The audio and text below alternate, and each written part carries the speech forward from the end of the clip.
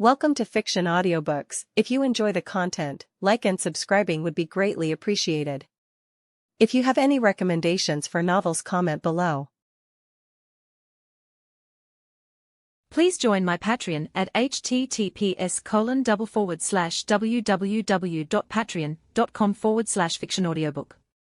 Chapter 159, Halloween Night, Part. Third-person POV Avengers Tower. Hold it like this. Between those two fingers. Eidolon instructs the Hulk on how to throw a dart. A strange scene, indeed. One would wonder how it gets to this.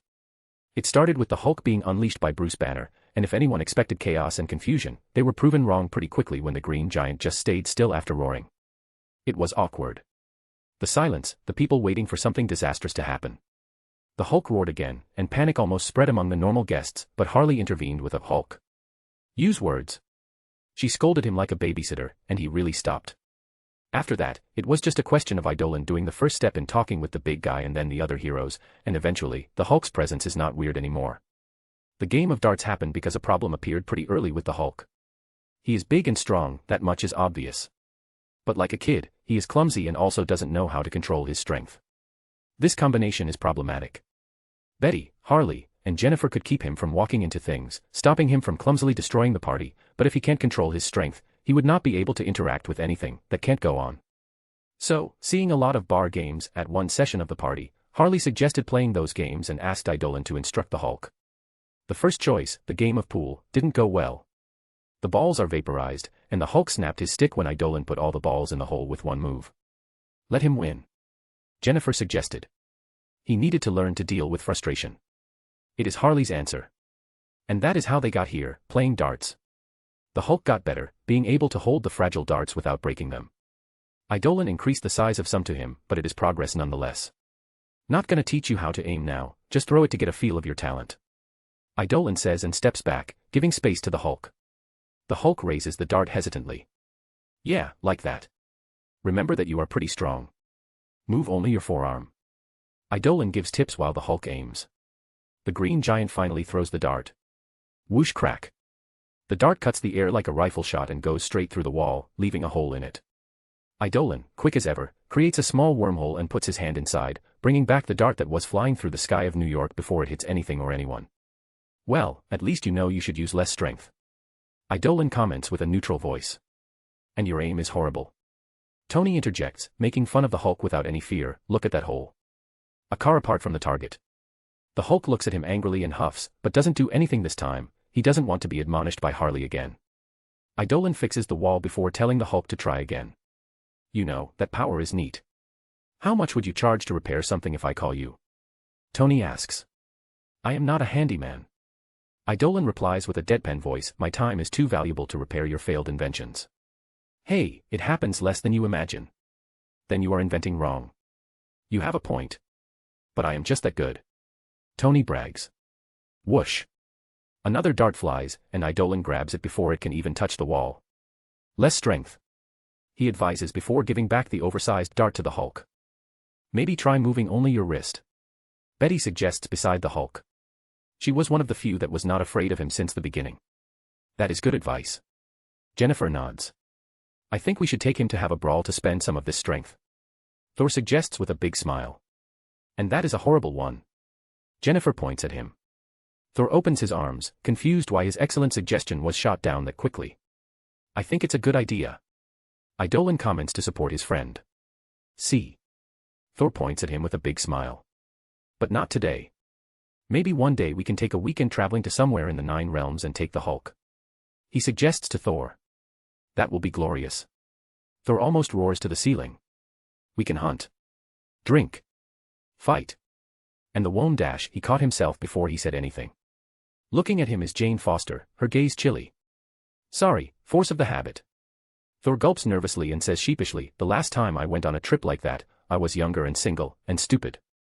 He adds in a hurry.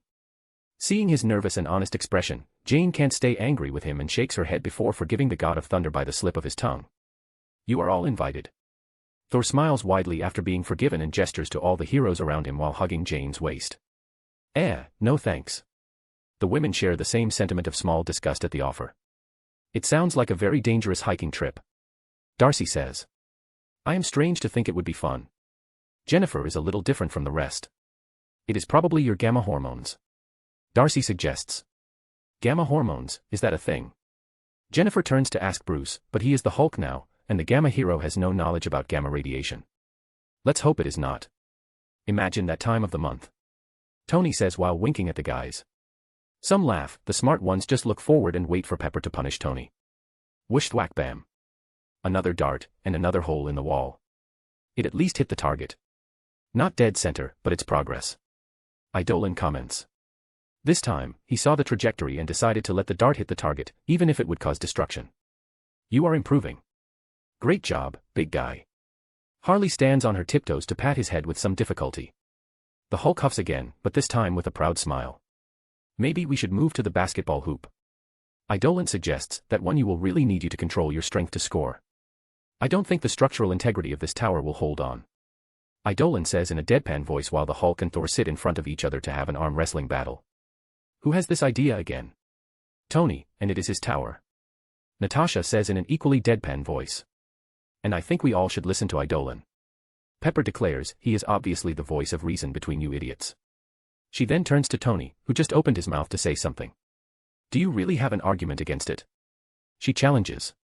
Not really. He starts but can't help himself, but this can be a test. Villains will not hold back. Thank you, Miss Potts.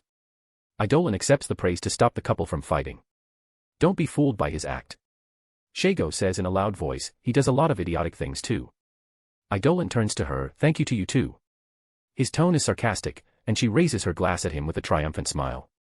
Anyway, I can use a power to reinforce the tower. But there is a limit, and this will end with a possible disappointment. He warns.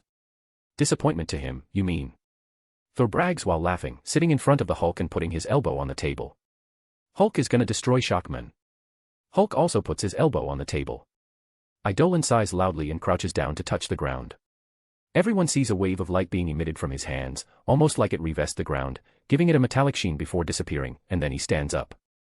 Even after he straightens himself, there is some light emanating from his feet on the ground. He takes some steps forward and holds the hands of the two. Okay. It starts when I remove my hand. He declares, ready. The two strong heroes nod slowly, faces focused. Then go. When Idolin removes his hand, the competition starts, and the struggle is obvious. Their interlocked arms tremble, their faces twisting in effort, while neither gives an inch. All around them, the people of the party cheer for their favorites. More people are cheering for the Hulk because they want to show support for the prejudiced hero that is doing his best and acting normal in this party. There is also the understanding that if strength is everything the Hulk has, then he should be better at that. The arm wrestling continues fiercely, it is possible that the two of them are starting to take it seriously. Their grunting and veins are starting to pop from their arms and neck. Hulk even starts bulking. This is getting dangerous. Idolin decides to end things before they get out of control. He is keeping the environment stable by using a combination of powers that absorb force and kill the momentum of anything. One of them is the stand power of craft work, but there are many more being used to avoid the tower from trembling like there is an earthquake. He removes the influence of his power on the table and predictably. Crack crash. The table breaks, and the two heroes fall on the ground under their own strength. People flinch, and some women shout in panic. I said that it would end in disappointment. Idolin comments blandly. On the ground, both Hulk and Thor are still stubbornly holding hands, but someone has the upper hand. It looks like the big guy won. Tony declares after seeing that the back of Thor's hand is touching the ground while Hulk has his above. The people immediately start cheering and shout the Hulk's name after the integration of Tony and others. Seeing that he won, the Hulk immediately stood up, raising his arm high in the air and roaring in victory. Wayahararai. Instead of being received with shouts of fright, his roar only makes people cheer louder and clap. Thor has a defeated smile while sitting on the ground, but he is a good sport. After assuring Jane that he is okay, he stands up and offers his hand to the green giant. Well done, my friend. The God of Thunder says with his strong voice, not even a drop of bad feelings tainting his positive attitude. Your strength is godlike. That is a very high praise coming from a proud god like him. Idolin comments to the room, stating the obvious, but he is more like explaining to Hulk, that lacks social experience, what it means. Hulk turns to Thor and stares at him for some time, and then at his hand, and then at Thor's face again. Finally, he slowly raises his own big green hands and grabs Thor's. Thor not puny god. He says in his usual gruff voice, but it is the nicest tone he can muster. Ha ha ha. Thank you, my friend. Thor immediately laughs at the praise, remembering his brother, Loki's, embarrassing moment. Seeing the interaction, everyone cheered again. On the side, Harley is practically bawling her eyes out. I raised that boy, she says proudly while wiping a tear from her eyes. Pamela is making fun of her, but Hector knows that she has the right to act like that. It is too soon. Idolin comments. He, Tony Stark, and Hank Pym are talking a little separated from the rest about an important matter. Around them, the other heroes are in their own conversation, a smaller group inside the hole. Hulk is eating 20 boxes of pizza that Tony asked for, and Idolin teleported to get it quickly. Maybe, but I think it's inevitable and no better time to start than the present. Tony says to Idolin, seeing the idea. I agree with the first part, but I have to disagree with the second one. Idolin says, listen, the world is not ready for a global surveillance system. The three are exchanging ideas about making the world a safer place, against both inside and outside threats. Hector, seeing Tony Stark and Hank Pym talking about this theme, does not hesitate to enter the conversation and try to give a new perspective to the two. This duo of geniuses has a bad history in this subject, and Idolin is trying to make them think about it a little more. With all those looming threats, how can the world not be ready? More than ready, the world needs it. Pym comments. In the same way that Stark can't give his clean way of producing energy to everyone in the world. Idolin retorts. The principle is good, and, as Stark said, it is probably an inevitable development down the line, but not now. Idolin says with more emphasis, there are many reasons that I could say about the implementation of this system, but let's talk about something more palpable and close to home, me. He points at himself. You. Pym asks. Yes, if I want, I can be this global surveillance system on my own, and because of this, I have a clear image of what it represents. Idolin leans back on his chair. All my senses are enhanced, and I have many powers that would help me to keep this whole world under my thumb, powers like X-ray vision, cyberkinesis. So you really have X-ray vision? Someone interrupts. Their talk got interesting and attracted the attention of the people around them. Yes, I do. I thought that it was already common knowledge. Idolin turns to Jennifer, the one who asked. So you can just check my boobs anytime. She raises an eyebrow at him. You can check mine anytime you want, for my health, I mean. What? Is like a free screening. Darcy says to him and then to Jane after she was poked by her friend. Idolin sighs loudly. Every time that this is revealed is always the same question. It is good that I reveal it then. Yes, I can check your boobs anytime, but no, I will not do it. But this kind of instinctual reaction that you and many others in the room had is exactly the point that I am making. He turns to Tony Stark and Hank Pym again. People will always have this visceral reaction when someone, or something, violates their privacy, and they are in their right. Now, let's continue to use me as an example. If I want, I can float above New York and stare down the city 24/7 with all my powers to know everything that everyone is doing. Heck, my senses go much farther than just one city, and if that is not enough, I can make clones. So I can, in a minor sense, have an omniscient point of view over every human on this planet. He lets his words sink in, their heaviness landing on everyone's mind. Do I even need to ask my obviously next question? He gives them a look, everyone knows what he is gonna say next and everyone knows the answer they will give. If I do that, crime will be on all-time low, I will be able to rescue people imprisoned in basements, spot domestic violence and abuse, and even check on everyone's health and spot if someone is developing something like a tumor. And much, much more. Saying like that, it looks like a dream world. Now, the question. Who wants to live like that? Under my gaze all the time, being watched through their intimate and vulnerable moments. Even if you trust me to have your best interests at heart. Imagine the mental toll. Imagine your mental toll. Shago scoffs on the side, staring at him, having to take care of everyone like that and all the time. You will gonna go crazy sooner or later, even you. Idolin turns to her, most haven't thought about. It is a good point, and also the other half of the reason that I don't do something like that. Being fully exposed to all of this is bound to, at least sour my mood, to put it lightly. Maybe even make me bitter and consequently, a little vengeful. So you are saying that you would be corrupted by power? Natasha asks. More like corrupted by the evil of humanity that I would be exposed, and not making me evil, but someone who would start dishing out more permanent punishments. Idolin answers her, I want to believe that I have a greater tolerance to be corrupted than most people, but no one is truly incorruptible. Eventually it would erode me. But if we use technology. Tony starts, and Idolin interrupts. That would be even worse. If you are gonna have a vigilance program, a group of people would need to run it. The more people, the higher the chances of some mistakes or corruption happening. And what about an AI? Pym asks with a pensive expression, and Idolin almost punched him right there. Neutral, without external interference or human bias. And this is even worse. If you give a new program the power to watch and analyze us, as we are right now, and let it to his own devices, it will probably kill all of us. His tone is light, some people even laugh, but the message is delivered. He does not think it is enough, though, so he continues, I saw parallel universes that did exactly what you were talking about, and let me say, it always ended badly. This time, there is not a single iota of amusement in his tone. This whole discussion is like the Internet ID thing. I remember talking about it in an interview. On paper, it sounds amazing, something to protect our children from pedophiles, our elderly from scammers, hinder the organization of terrorist and criminal groups. But we all know that deep down is not going to be used like that. It can even start like that, but eventually it will be corrupted, and we will end up living in the classic 1984 of George Orwell. The great problem with that is that as politicians change office, a ill-intent person can step up and take control of this system and use it badly. That is why Eidolon is leaning slightly with the God Emperor of Mankind plan, but he is not gonna say it right here. But I think it is inevitable, the internet is gonna become an even bigger part of our lives, and it will mix with the real world eventually. Tony comments. And as I said, I agree that it is an inevitable outcome, but it is too soon. Eidolon argues, let the internet be a free space for now. Yes, evil can thrive, but a lot of good can be born from it, and people deserve their anonymity. It is the same principle as me watching people 24/7 with X-ray vision. The internet connects people and helps many with their dreams. They can post their photographs, drawings, songs, videos, games, and all sorts of talents. In the real world, you would need a lot of luck, money, connections, and maybe some ass-kissing. On the internet, it is only talent and a little luck. The talents that are buried in the real world can thrive and bloom there.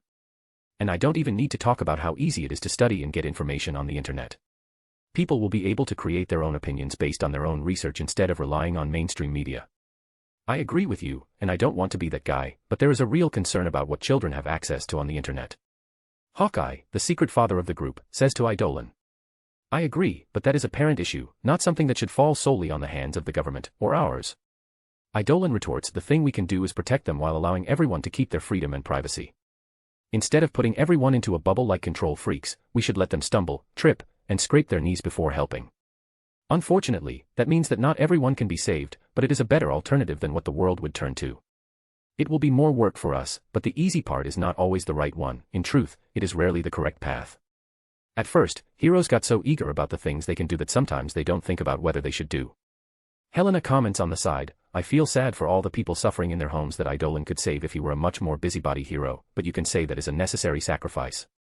You should think that it is better than doing nothing. People are getting too entitled if they think he should save 100% of the people suffering. Shago scoffs. It is just something that shouldn't be rushed. Eidolon intervenes, we should first try to inspire the humans to make the world a better place, so that they need us less, rather than trying to create a system where our intervention is more and more necessary. Heroes are not the solution, just the patchwork till things get better for good. Yes, it would be nice to have a world where we are not necessary, no more battles or wars. Captain America comments wistfully. Yeah. I see your point. Tony says with a serious expression, I will be the first to say not to trust politicians and the government, but we really should start thinking about the finishing line in this hero business. Patience, Stark. This hero business started less than a year ago. Eidolon says to the overeager men, there is much more ground to walk, and don't worry, any of you guys can quit if you so wish. I will continue. There is a small but tremendously strong sense of determination in his words. And let you have all the fun. Ha. Tony is the first to say, while looking around, look at his guy, people. Trying to be the only one being praised by the history books in the future. He gestures at Eidolon with his thumb, his tone obviously joking. Yep, not happening. Johnny Storm follows quickly, I want a movie about my amazing life in the future. Yeah. I have been collecting amazing tales for more than 1,000 years, I am not stopping now. Thor guffaws. It is obvious that it is not about the praise or recognition. It is just that those guys are not people who would quit easily and are just saying this to light the mood. It is a humorous way to vow to continue fighting the good fight. No need to make loud promises, words are the wind, and they will speak lightly, but truly act when the situation needs. Eidolon gets a tad emotional beneath the Darth Vader helmet. Those are his childhood heroes, flawed, but with the best intentions at heart and worth being called heroes. I know that one day some will fuck up, but because of this, I can't act on them before that. You guys are pretty cool. I will remember writing about this a million years from now. Eidolon jokes. Don't forget to mention how awesome I am. Tony points out. Oh ho, I will write a personnel book about you, Stark. Be sure of that. Eidolon speaks evilly. Hey, what does that sound like a threat? Thor. Don't let him spread lies about my character. Tony shouts in full indignation. What character? Thor makes a show of looking confused. That is, Point Break. I am studying Nordic mythology and learning all embarrassing stories about you. No need. His own mother told me many stories about Thor's young days. Idolin speaks, his tone malicious. Thor's face fell immediately while Jane and the others started laughing at the side.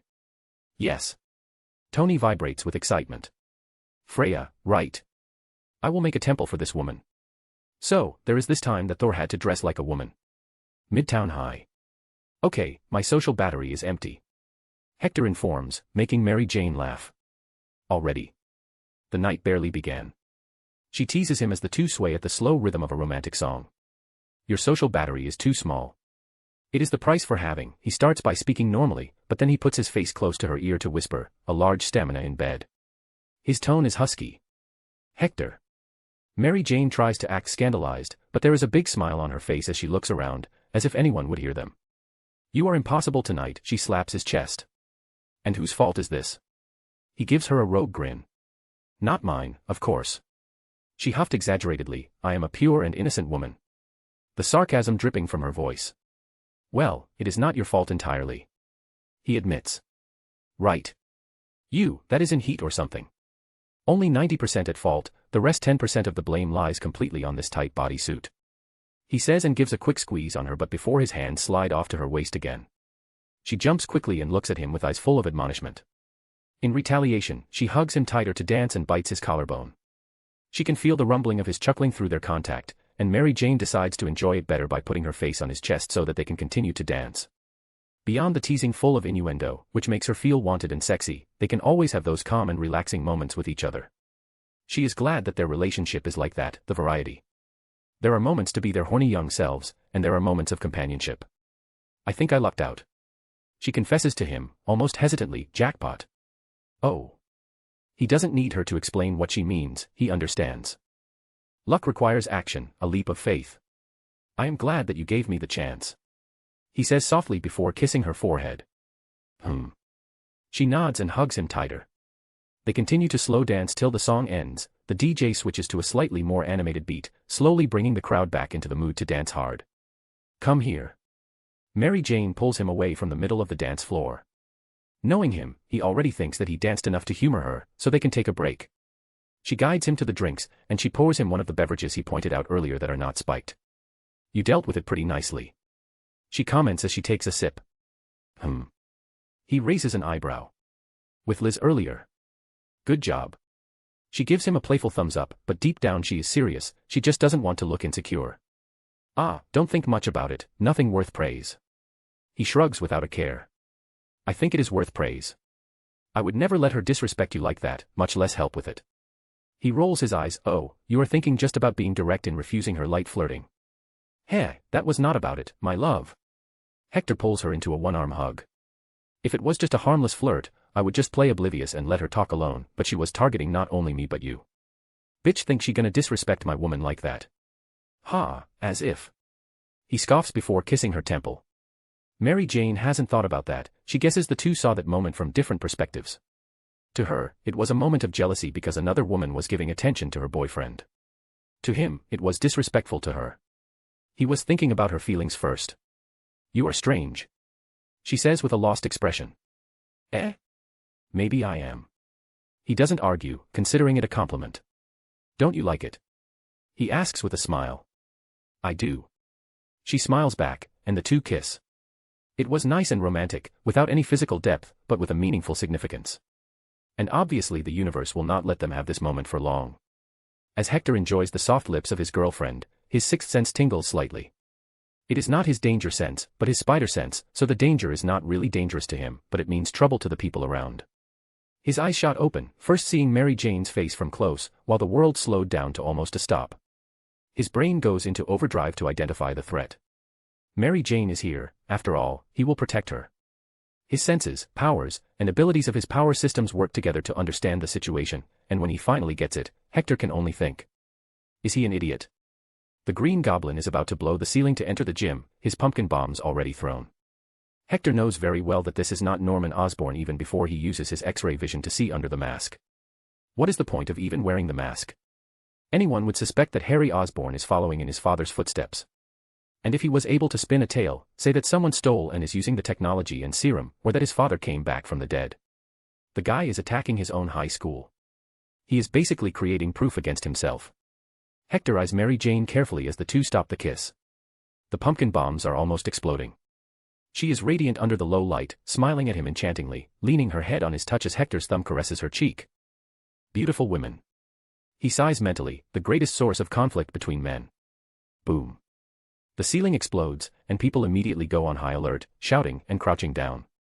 Hector used his telekinesis to push people out of the way of the debris and to redirect anything that would hurt someone. Discreetly, of course. Peter Parker, on the other hand, is not that careful. He appears to trust the fact that people would not be paying attention and punched some rocks and threw a web to hold some metal bars from falling. Hector. Mary Jane shouts and shakes him with panic in her voice. His silence and focused face must have looked like he was in shock, so she got worried about him. Hector immediately locks in and starts pulling her to the exit. Let's go.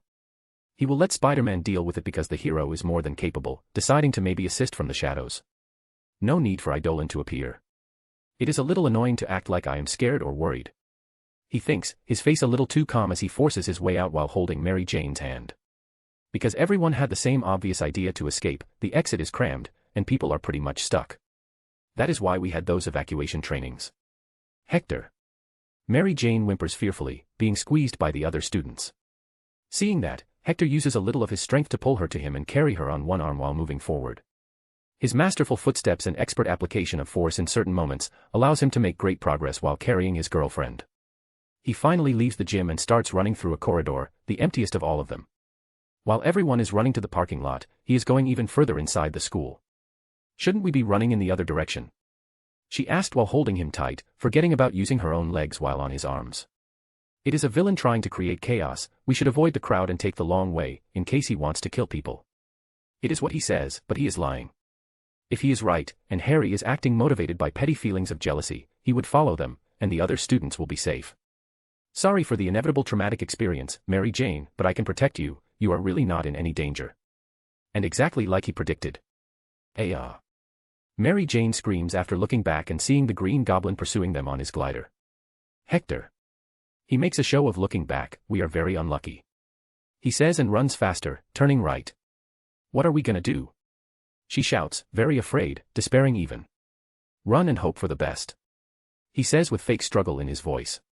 He already has a clone in standby, ready to intervene at the last moment if needed, but if his calculations are right, he will not need to do anything. Crack thwip thwip. Suddenly, Spider-Man breaks through a glass window and immediately dropkicks the Green Goblin. Spider-Man. Mary Jane shouts, both excited and relieved. We are saved. Hector says the cliché line in a deadpan, not even looking back to check the fight. It is good not to have to do anything for once. Hector smiles in his mind. But it seems he jinxed it a little. A fierce and confusing battle breaks out between Spider-Man and the Green Goblin. The hero and villain engage in an air wrestle while the glider flies and hits everything in their path, bouncing off the ceiling and scratching the walls. Out of my way, Spider-Man. Green Goblin shouts with great annoyance, trying to shake off the hero. Sorry, bud, but I have a reputation to protect.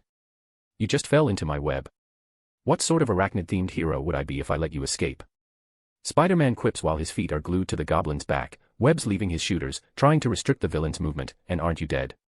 I know it is Halloween, but ghosts are too cliché, whoa. Shut up, insect. I just told you that I am an arachnid. The Green Goblin starts controlling his glider to move even more erratically, making tight turns and quick dives. Stop. Stop, Norman. Spider-Man shouts while trying to balance himself, like he is on a mechanic bull. I'm not Norman Osborn. For some reason, the Green Goblin appears to get very angry at that. So you are a fan of his? Noticing that he touched a sore spot for some reason, so obviously Spider-Man will throw some salt on it. Ayowa. The Green Goblin gives up on trying to shake the hero off and decides to turn his torso to attack him.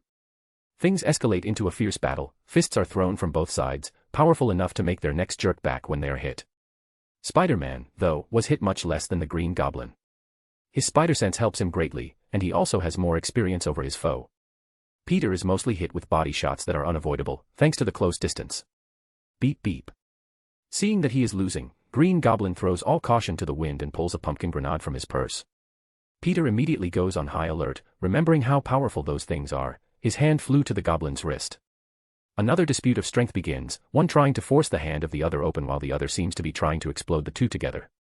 Both the goblin and the spider have similar physical strength. Their hands tremble while the pumpkin bomb beeps continuously, the interval between each beep decreasing by a second. The struggle becomes a nerve-wracking experience. The beep is so fast that it almost becomes a single constant sound. At that point, maybe the goblin's determination wavered, and his hand lost its strength, but Spider-Man was able to pry open his hand and force it to the side. Boom. The pumpkin bomb flies to the wall and explodes, blasting the two superpowered individuals away. Finally, they are separated, and after recovering from the blast, Spider-Man got ready for round 2. The Green Goblin has other plans, though. What? Peter shouts in surprise when he sees the goblin flying away. Wait. Where are you going? He shouts, worried about this crazy villain doing something to the innocent people. Peter's instinct is right, the goblin is indeed after innocent people, more precisely, he is hunting a certain someone. Spider-Man immediately starts chasing the villain, but his web-slinging is not as fast as the glider. From all the people to have a beef with. I almost pity you, Little Goblin Jr. Hector thinks with a deadpan face, completely aware that the Green Goblin is fully locked in getting him. He already brought Mary Jane to his car, but calculating the speed of things, the goblin will arrive before they even leave the crowded parking lot. Hector puts Mary Jane down, so that they slow down, and the goblin meets them before he enters the car. Are we safe now? Mary Jane asks while looking over the shoulder, worry sculpted in her face.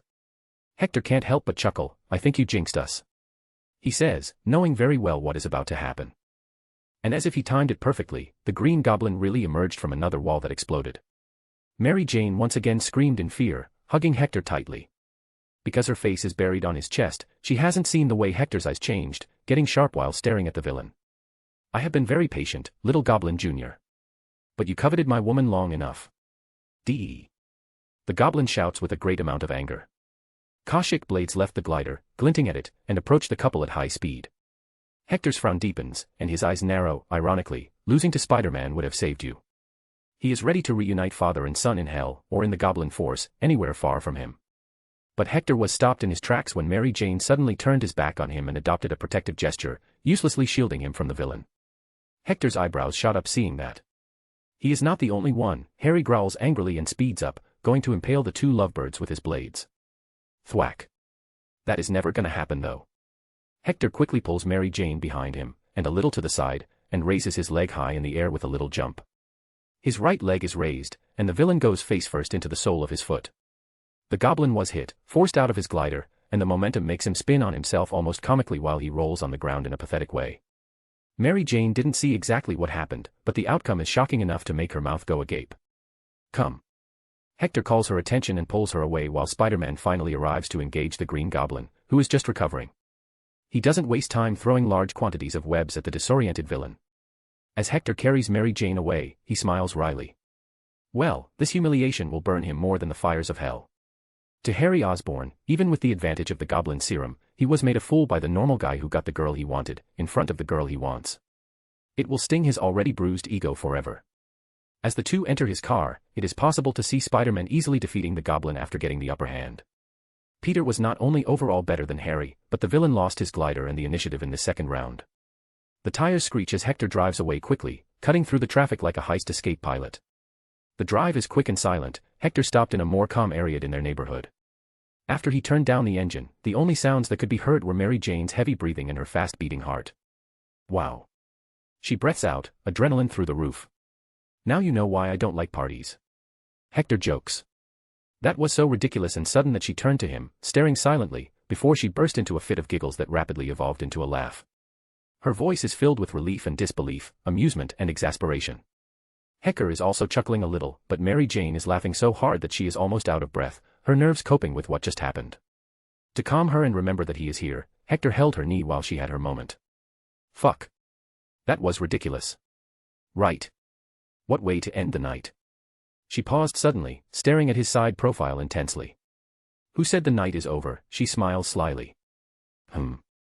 He can't say much more because she suddenly pounced on him, kissing him deeply. The rational part of his brain would reach the conclusion that an almost-death experience and the adrenaline activated her instincts of survival, increasing her horniness so that she wanted to pass forward her genes. But all the rest will just enjoy the moment. A minor conclusion, but the night is only starting. And this is nothing compared to what is to come. Till next time, be safe. A.N. Hello there. Here is the link, without spaces. Hope you all enjoyed it. Make a comment because interaction motivates me to keep writing. Thanks for reading. Till next time and stay good, y'all. Bye bye. Chapter 160, Halloween Night, Part. Avengers Tower. Then now that I am trying to go back to my career, it is hard because people waste my time looking for She-Hulk instead of Jennifer Walters. Jennifer vents to the girls between sips of her large drink. I know that I was not anyone important before, but damn. I lost the opportunity to elevate myself through my own effort. Do you get what I am talking about? The women nod, especially Harley and Pamela. So now it doesn't matter what you do, people will always think you only got there because you became She-Hulk. Pepper adds her thoughts. That too. The attention is obviously good for a business that needs a reputation, but I didn't even have the chance of working through that, giving it a try. Jennifer exclaims and sighs. I can't relate much. Shago starts. I was glad that I could abandon my previous life after I got my powers. I kinda think I made the wrong career choices, so. A second chance that fell from the sky, literally, yay. She explains before talking to She-Hulk, but at this point, to you, it is gonna be a waste if you don't capitalize on this She-Hulk thing. People are already gonna talk anyway. Now is about how much you can profit. If I were you, I would put up a billboard flexing my biceps and leaning into the green thing. Ugh. I know that you are right, but it still leaves a bad taste in my mouth. She-Hulk cringes. Shago shrugs, just giving advice. Jen, I have to agree with Lady Jade here.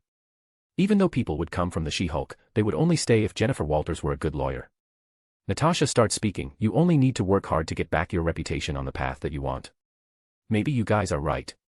It is just gonna suck till I establish myself as a good professional instead of the hot female version of the Hulk. She says with a self-deprecating smile.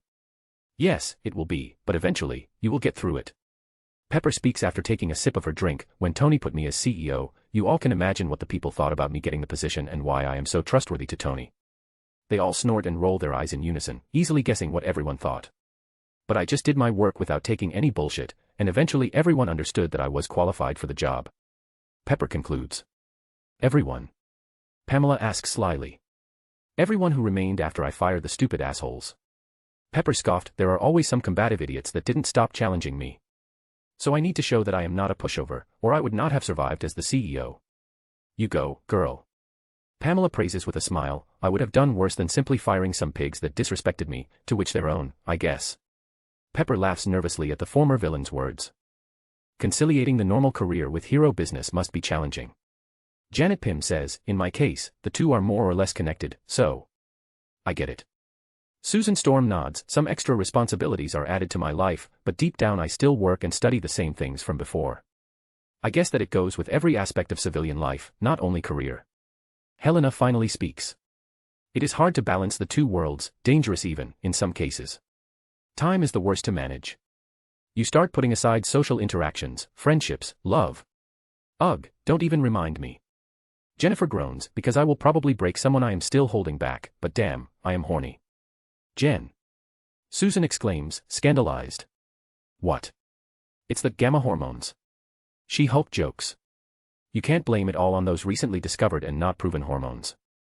Susan says with a smile. I can and I will. Jennifer nods without shame. But on a more serious note, I can already imagine that my love life will be complicated even after I have enough control to no longer castrate a normal man between my legs. Some are into it. Pamela comments on the side. It is the same thing with the career. I received some messages, and they want the She-Hulk, not plain and boring Jennifer. She-Hulk looks annoyed. Some of those bastards are hot, so maybe I can use them, and castrate them afterwards, like a Black Widow. She points to Natasha with a smile. I eat them. It tastes great. Natasha jokes. You would be more like a mantis. You are green. Darcy adds, making them laugh. Between laughs, Jennifer says, so, not only would I have to find a nice guy who wants more than the She-Hulk, he would need to be strong enough to not have his pelvis crushed. That will be hard. My civilian identity is already in the open. I envy Eidolon's people in this aspect. He has the right idea. You could just train to learn to go back to being Jennifer at will, Susan suggests. But what would be the fun of that? I also want to break a bed or make some earthquakes. Jennifer exclaims passionately, making the girls shake their heads while some nod in understanding. She saw one in particular and decided to tease her. Oh, looks like Jane here knows what I'm talking about. So, How many beds did you break with the powerful god of thunder? She asks with a sly grin while putting her arm around Jane Foster's shoulders. The astrophysicist splutters, I don't know. Ah, come on, girl. With that Asgardian beefcake, I bet that thunder clapped on your bedroom. Jennifer teases the shy woman. I can confirm that things are at least loud. Darcy says while Jane was still looking for a place to hide. Darcy. What? Why are you ashamed? You should be bragging. That is personal. Jane whispers. Then you should be quieter, because I could hear everything. Darcy whispers back. The women around laugh at the two friends bickering. Be careful not to break your pelvis. Natasha also teases with a smile. That. Thor is not. Ahem, we are careful. It is what Jane was able to say amidst her embarrassed moment. Beyond Jane and the others that already secured their boys, now I'm noticing that the roster we can choose is pretty small. Of people with powers, I mean. Jennifer comments. Eidolon said that we are at the dawn of superheroes, so more should appear. Helena speaks. At the mention of the hero, Jennifer's eyes glint talking about him. You girls who are from his group, do you know if he is single? The four that came to this party with Eidolon turned to look at her in an eerily synchronized fashion. Give up. It is complicated. Go for it, girl. Don't waste your time on that bastard. These are very different answers. Jennifer says with a confused voice. Well, he is complex like that. Harley shrugs with a mysterious smile. Come on. You can tell me more than that. Jennifer nudges in a gossip tone, how is that guy for real? Like, do you know him? Civilian identity. Only co-workers or friends. Or more. Oh, we know him. Not that it will help you track him, Miss Spy. Harley says to them before addressing Natasha directly. At this point, I am just acting like I am still trying to figure out his identity. I gave up already. Natasha throws her hands into the air. No one can blame me for failing, so I will just pretend. Good move. He has all of our minds protected against telepaths. Shago says. Did you know that some of the SCP can't physically say his name or describe him? Helena comments with a smirk. He and Fury would really be friends in other circumstances. Natasha takes a sip of her drink. Ah, but he is getting better. Harley comments while filling her cup again, we talked about it in therapy, he allowed me to be lax with my own secret identity, and he said that he doesn't care that much anymore. Really? Yeah, even said that is inevitable, people are going to figure out at some point. Some precog person can figure it out, or another dimension crisis where a version of him that doesn't hide will be careless, or even a time traveler. There are a lot of possibilities. Harley explains. Time travel. Yeah, he can do all the precautions he can, but something can always happen. He is ready for that day. That sounds ominous. Natasha comments with a half-smile, he is not gonna wipe everyone's memories if that happens, right? He could, but he wouldn't. Harley answers. He would never do that. Shago adds. It is one of his self-imposed rules. Helena nods. He has self-imposed rules. Susan asks curiously. With all that power, he needs to draw a line on the ground in things he shouldn't do. Shago says, what are they again? He has a lot. Like, no altering anyone's mind. Not doing anything to anyone for anything they're gonna do in the future. Helena helps. No time travel to fix his mistakes. No jumping dimensions for too long and abandoning this one. No pineapple in pizza. Harley jokes. Shago gives the clown woman a deadpan stare before talking again. It is a bunch of them, but you can shorten the list by saying that he doesn't mess with people's minds, souls, or sense of being. And does not do anything that can mess with the fabric of reality or space-time continuum. He prefers to end their lives before messing with this for some reason. But the neat part is that Helena says before doing a dramatic pause, he can always break his own rules if the situation asks for it. She says menacingly to scare them. If someone does some horrible things, they forfeit their protection of his self-imposed rules. Shago explains.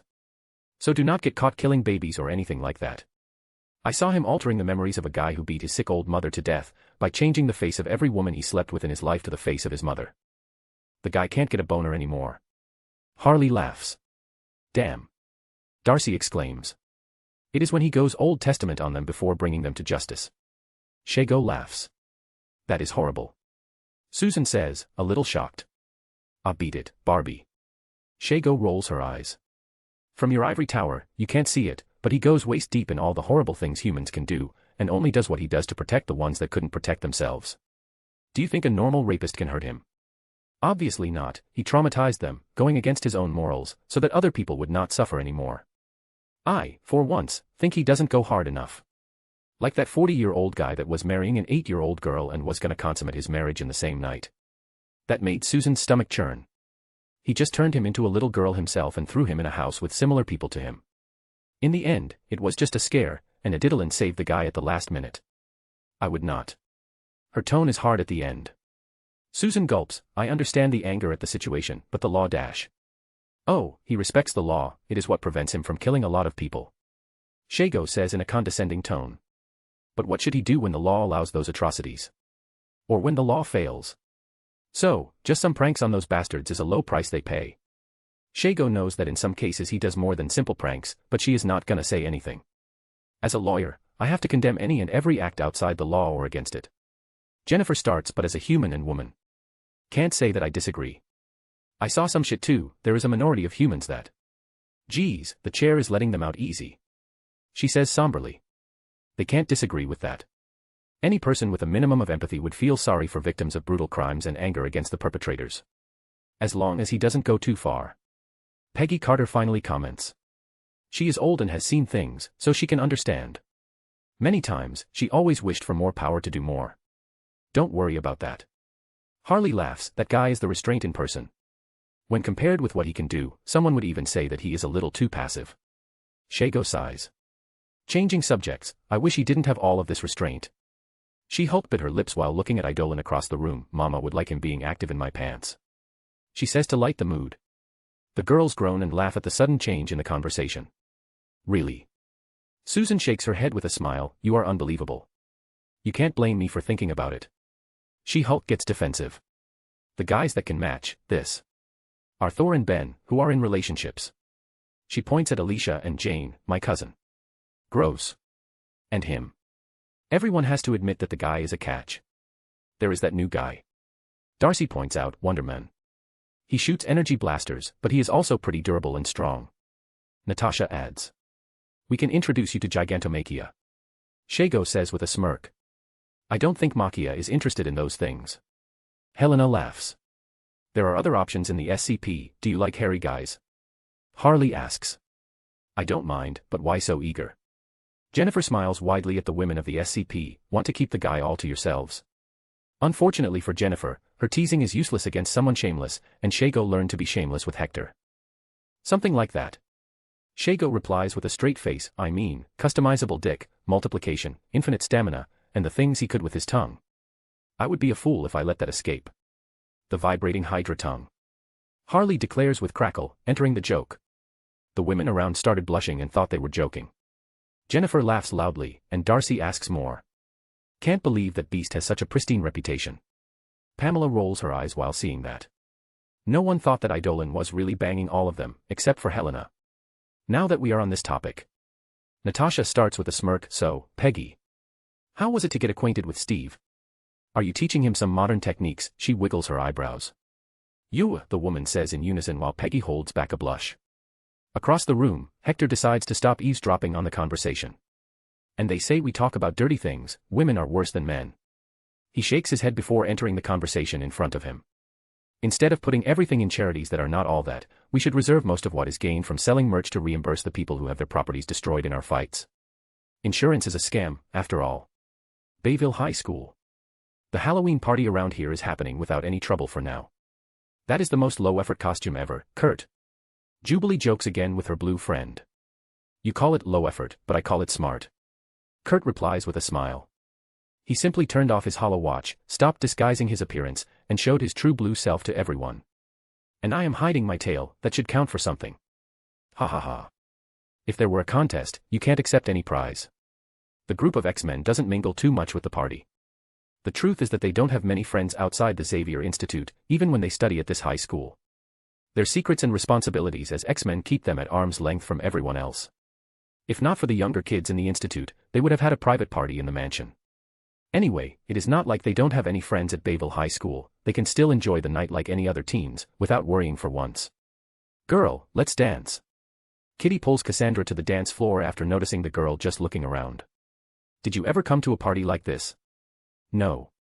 Cassandra answers calmly while wearing her ninja costume. Really? Kitty pauses, surprised. When Cassandra nods, Kitty remembers when Eidolon asked them to be good friends to Shadow because she didn't have a normal childhood. It was not a hard task being friends with the girl, Cassandra, who is just a little quiet. Laura Kinney is similar but much more eccentric. So they forgot about the no normal childhood part. Okay. Kitty claps once. Pro tip about dancing at a party. Move your body however you want and don't mind if people are watching. That is it. It is this easy. No, it is not. Rogue comments on the side, as one of the introverted girls, she understands that it is not easy to ignore the people around and what they could think about you. Bleh. We are all in costumes. That is the time to do embarrassing things. Kitty laughs. Do you want to absorb me a little? She asks. Once Rogue touched the tip of her finger, just to get a little of her expertise in dancing. Are you implying that I can't dance? Rogue raises an eyebrow. Well. Yes. Kitty says immediately, you are like an action figure, one of those that don't even have joints. For your information, I got better. Rogue says with a deadpan voice, crossing her arms. Oh. Kitty face changes from confusion to realization. She was almost asking where Rogue had trained in dancing, but then she remembered, the Eidolon juice. Don't phrase it like that. Rogue immediately corrects. Damn, do you still have? I don't know, lingering echoes of him inside you. Paige Guthrie, who was already enjoying herself dancing, pauses to ask Rogue. Also, don't phrase it like that, it is just some muscle memory combined with a little body enhancement. I am a little more flexible now. Rogue explains while choosing her words carefully, knowing that a wrong answer will start a stream of teasing from her friends. I see, then show us. Kitty urges Rogue. Without reason to deny and nothing better to do, the Southern Belle Meta starts feeling the music and slowly moving the body to the song till she gets into the animated rhythm, each move perfectly synchronized with the beat, even if it is an original dance. After even the introverted Rogue started, there is no reason for the other ex-girls not to start moving on the dance floor. Cassandra stares at them with her head slightly tilted, like she is trying to understand how to dance. The many independent movements confuse her, there is no pattern, so she doesn't know who to copy. Come on, girl. Dance. Just move your body. Jubilee urges her. You are trained by Eidolon, so you should know how to move your body, right? Kitty tries to tease her, even Rogue is moving, and she only has a little Eidolon inside her. Shut it. Just move whatever I want. Cassandra thinks she understands. With a final shrug, she gives up trying to find the right way to dance and just decides to do something impressive. She knows that the harder the move, the more amazing it looks, so she will use her trained and enhanced body to compensate for her lack of experience in dancing. Curious enough. She does the exact move Hector used in Midtown High. She opened the space and started with a backflip, then stayed upside down for a moment before rolling on her shoulders with her legs open. The influence of her teacher is greater than expected. She stands up fast by throwing her legs in the air and jerking her body a little to plant her feet on the ground. Damn. Wow. Who is that? The normal students are amazed by the sudden moves, nothing short of a professional breakdancer. Even the ex-girls are looking at her with open mouths. A little too much. Paige shows a small space between her thumb and index finger. Ha ha ha. That is what I am talking about. But Kitty finds it amazing. I think I can do half of it, let me try. She goes to attempt, have to have fun and have to take the attention away from the quiet Cassandra. Kitty has enough emotional intelligence to fear that Cassandra could feel embarrassed after doing something so eye-catching. She is athletic enough to really copy a little, but not enough to not embarrass herself a little. But she doesn't care, laughing with the girl after she failed to prop herself straight and her spin felt short and weak. Then you fucking try. She shouts to Rogue from the ground. HMPF, then watch and learn. You are just cheating with Eidolon's juice inside you. Don't phrase it like that. On this Halloween night, it is natural for the gym to be the center of activity. The whole school remains mostly dark, with some exceptions like the teacher's lounge, where some of the teachers go to rest after their turn to chaperone the students. But youngsters will always be youngsters, and they will always find ways to sneak around the surveillance. And it is not like a few teachers can keep their eyes on hundreds of students either. And right now, a couple is walking through empty hallways together. Amanda, I don't know if we should be here. Kurt says while nervously looking around. Please, relax a little. No one will notice us. Amanda Sefton drags Kurt by the wrist. She and the teleporter X-Men have been having a thing going on for a few months. They are not exactly dating, but they are just an inch away from making things official. If it depended on Amanda Sefton, they would already be boyfriend and girlfriend, but Kurt Wagner is a Christian gentleman who wants to take things slow.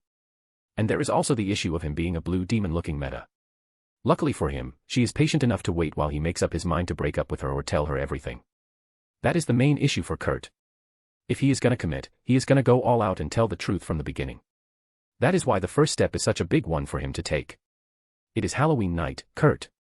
Stop being a good boy for once, be a little naughty, she teases while pulling him harder.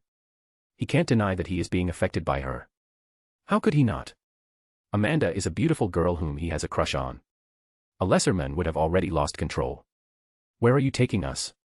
He asks to distract himself and hide his embarrassment. Who knows? She answers with a giggle, somewhere we won't be interrupted. She whispers. God free me from temptation. Kurt makes a small prayer in a low voice, making Amanda giggle hard. She enjoys the effect she has on the upright Kurt. Did you hear that? Kurt suddenly stops and looks around. Amanda, who now can't drag him, rolls her eyes. Don't get cold feet now, Kurt. No, it is not. His head is turned to the side, and he finally notices that slivers of red light are escaping through the cracks of a door. Seeing where he is looking, Amanda finally notices the strange phenomenon. That is weird. Do you think someone got there first and is watching something on their smartphone? That light is too strong, and is getting stronger. Kurt's eyes narrow.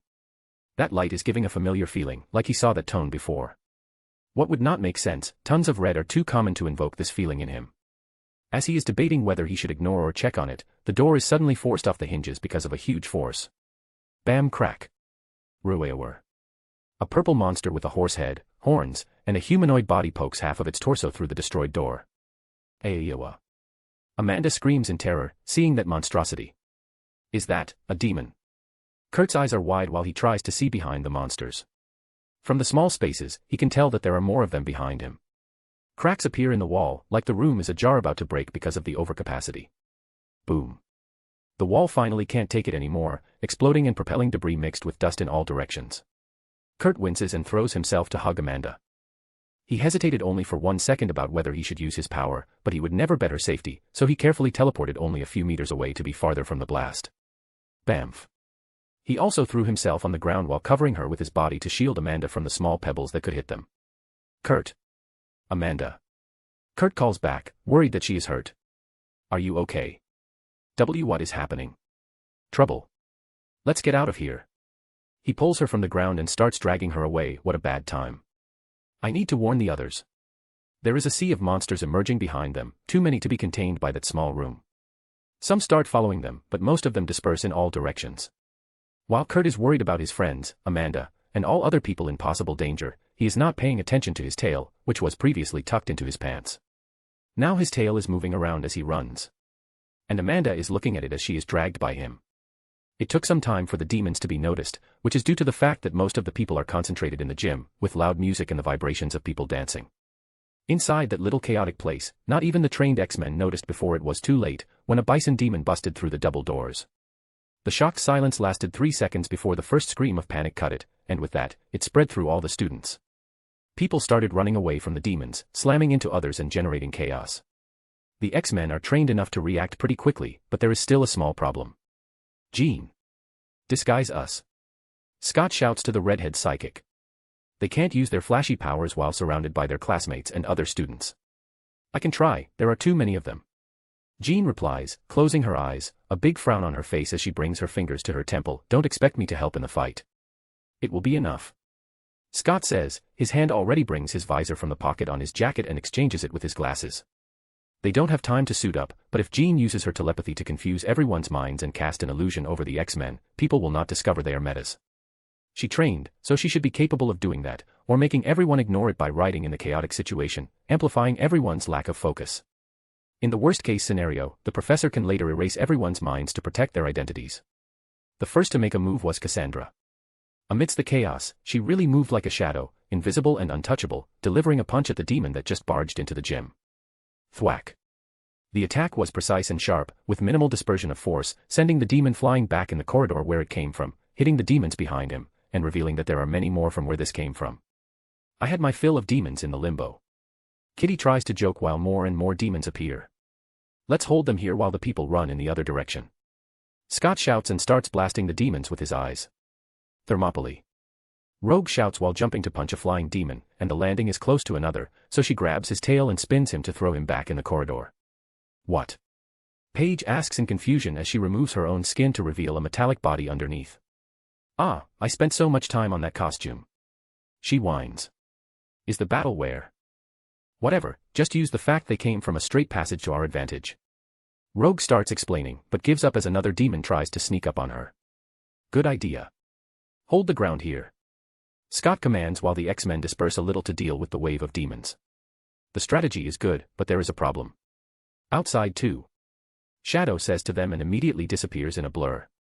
Like on cue, the ceiling breaks and some demons roar to enter the gym, but Shadow reappears and kicks them, this time with much more strength, creating a shockwave and wind pressure that pushes the flock of flying demons to the sky. Without another word, Cassandra started fighting the demons in the air, being the ultimate barrier. We don't know where they are coming from. They could be dispersed in another direction. Rogue shouts as she easily overpowers a demon, using him to hit another. Since absorbing Eidolon 2 times, she had become a very competent fighter. I will investigate. Kitty shouts and immediately starts running through the crowd of demons, leaving behind very confused enemies that can't touch her. Iceman. Rogue. Jubilee. Go outside and deal with any monster that you meet. Scott commands, choosing someone good with crowd control, a brawler, and a long-range fighter to go to the open area. Protect the people evacuating. They follow his lead, and when the gym is almost empty, Jean can finally help them. I will establish a telepathic link with Kitty. Jean says depending on what she found, we can decide our next step. Scott has no problems with the idea and just nods while continuing to blast the demons. Ileana Rasputin can be considered a rebellious teenager, and there are just a small number of people that she would listen to in this world. So it's no surprise that she completely ignored her curfew and is wandering around Halloween night, stealing some candies, scaring some kids. This is a little fun. Just a little. She comments while spinning her pumpkin bag, filled with candy, around the neighborhood. She is trying to see what it is to be a kid after years lost in limbo, but she is not feeling the appeal. I guess it really passed, and I lost the chance of being a kid. She sighs, but not really that regretfully, forcing it now is no good and cringe. She doesn't care, she enjoys being a mature girl. If she could, she would even age herself more to be an adult. Ileana is in an awkward spot where she is not a kid and not an adult, unsure of what she is and of what she can or cannot do. Eidolon and Aurora said that this is called puberty and everyone goes through it. But Ileana still thinks she is a little special. She was ready to pull her a portal disc and return to the mansion when she noticed something. In the horizon, above the rooftops, there is a red light. Weak, but she can recognize that tone everywhere until the last day of her life. She will never forget it. Elaine doesn't hesitate, Eidolon training kicks in, and her body is already moving, powers answering to her call, and her mind tries to understand the situation.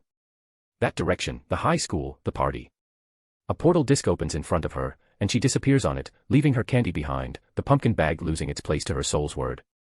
Back in Bayville High School, the situation escalated to a war zone.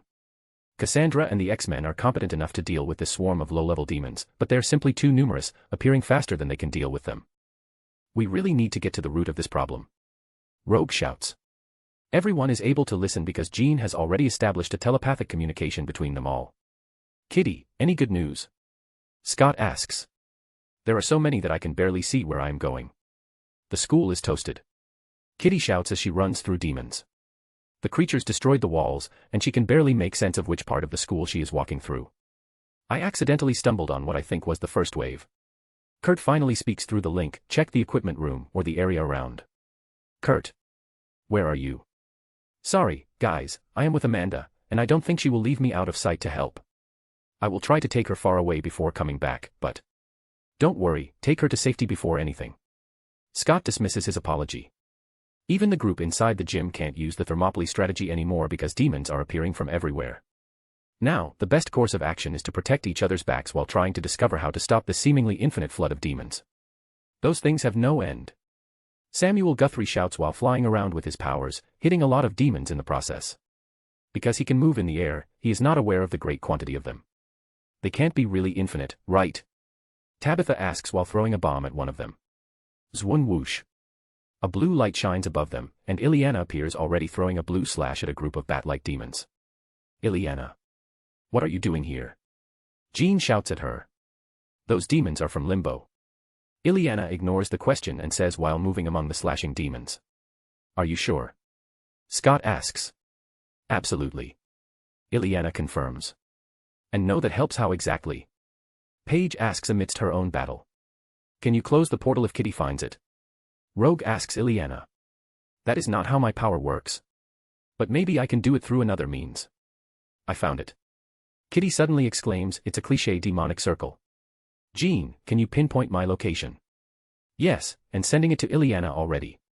Jean answers. Got it. Ileana stomps on the head of a demon and uses it as a platform to propel herself to where she can feel Kitty's presence. You can move away now. Okie dokie. Kitty does not need to be told twice, she has never been attacked so much in her life.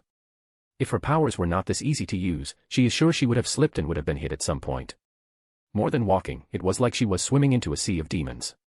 With some well-placed portal discs, Ileana moves in diverse angles in the sky and finally emerges above the demonic portal.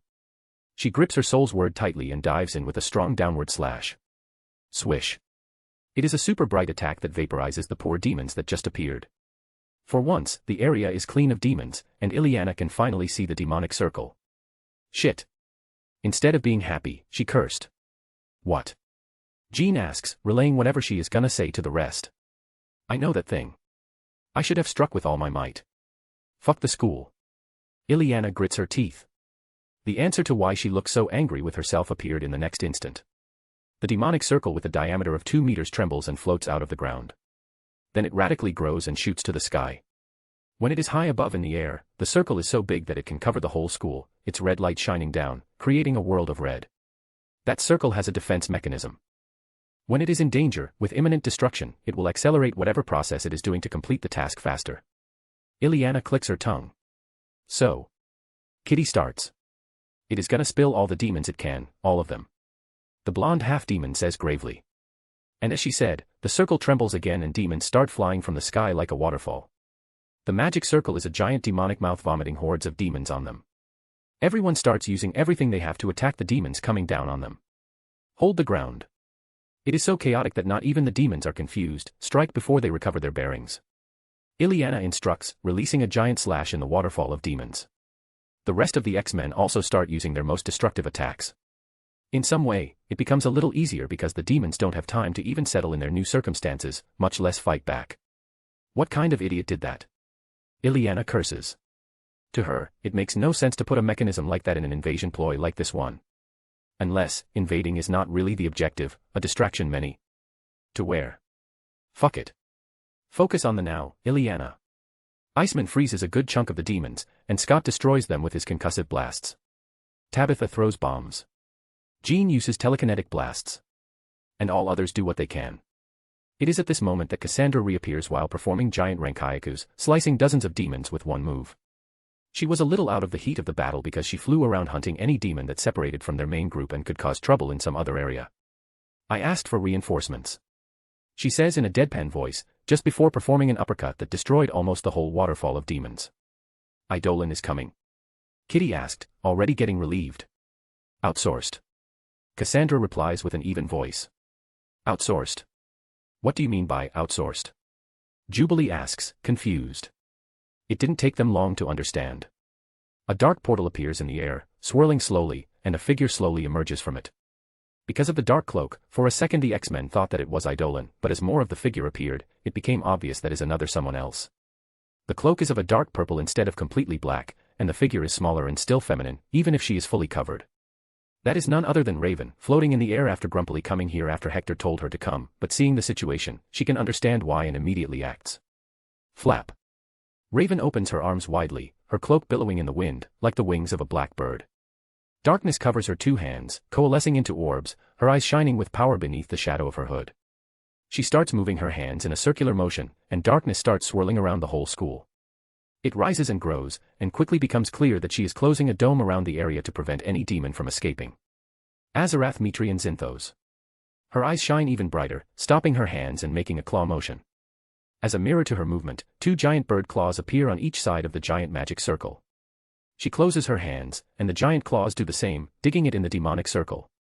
Her objective is obvious, the claws are trying to rip off the demonic circle, the portal distorting as Raven puts more effort into her arms and magic. As a response to danger, the demonic circle shines even more brightly and starts spewing more demons.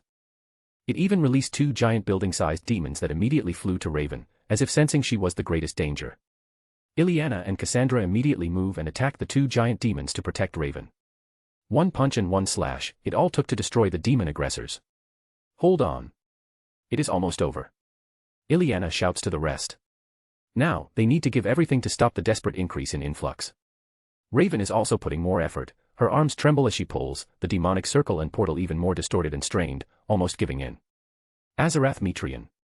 Zinthos. With that final word, she finally ripped the portal like it was a piece of cloth. But she is not done, the portal was dispersing into motes of light, and space started breaking because of the instability. Raven opens her pals and claps harder, the giant bird's claws turn into 2 human hands and do the same, smashing the remnants of the portal like it was a mosquito. That also deals with the unstable space, like she closed a window forcefully. A dark shockwave spread with that move, destroying the red light that was bathing the place and hitting all the demons that were still around. For some reason, the demons stilled and started collapsing like they were puppets and their strings were cut off suddenly. That is the same mindless army of Belasco. Ileana says with disdain and anger in her voice as she watches the demons disappear into motes of red light. That is why it was more or less easy, those demons had no sentience, they were simply zombie creatures that were ordered to sow chaos and destruction. Raven slowly floats down to look at the place where the demonic magic circle first appeared. She frowned hard but then relaxed. She also found this situation strangely meaningless, but she couldn't do much more. Maybe there is someone like a demonic sorcerer joker that just wants to see the world burn. My job here is done. She says dryly and turns around to open a portal. Unfortunately, Raven was not ready for Hurricane Catherine, which hit her fast and stopped her in her tracks. Damn girl. That was fucking cool. Are you from Eidolon's group? Why haven't I heard of you? I think I saw this cloak at Edna's house. Is that magic? That is magic, right?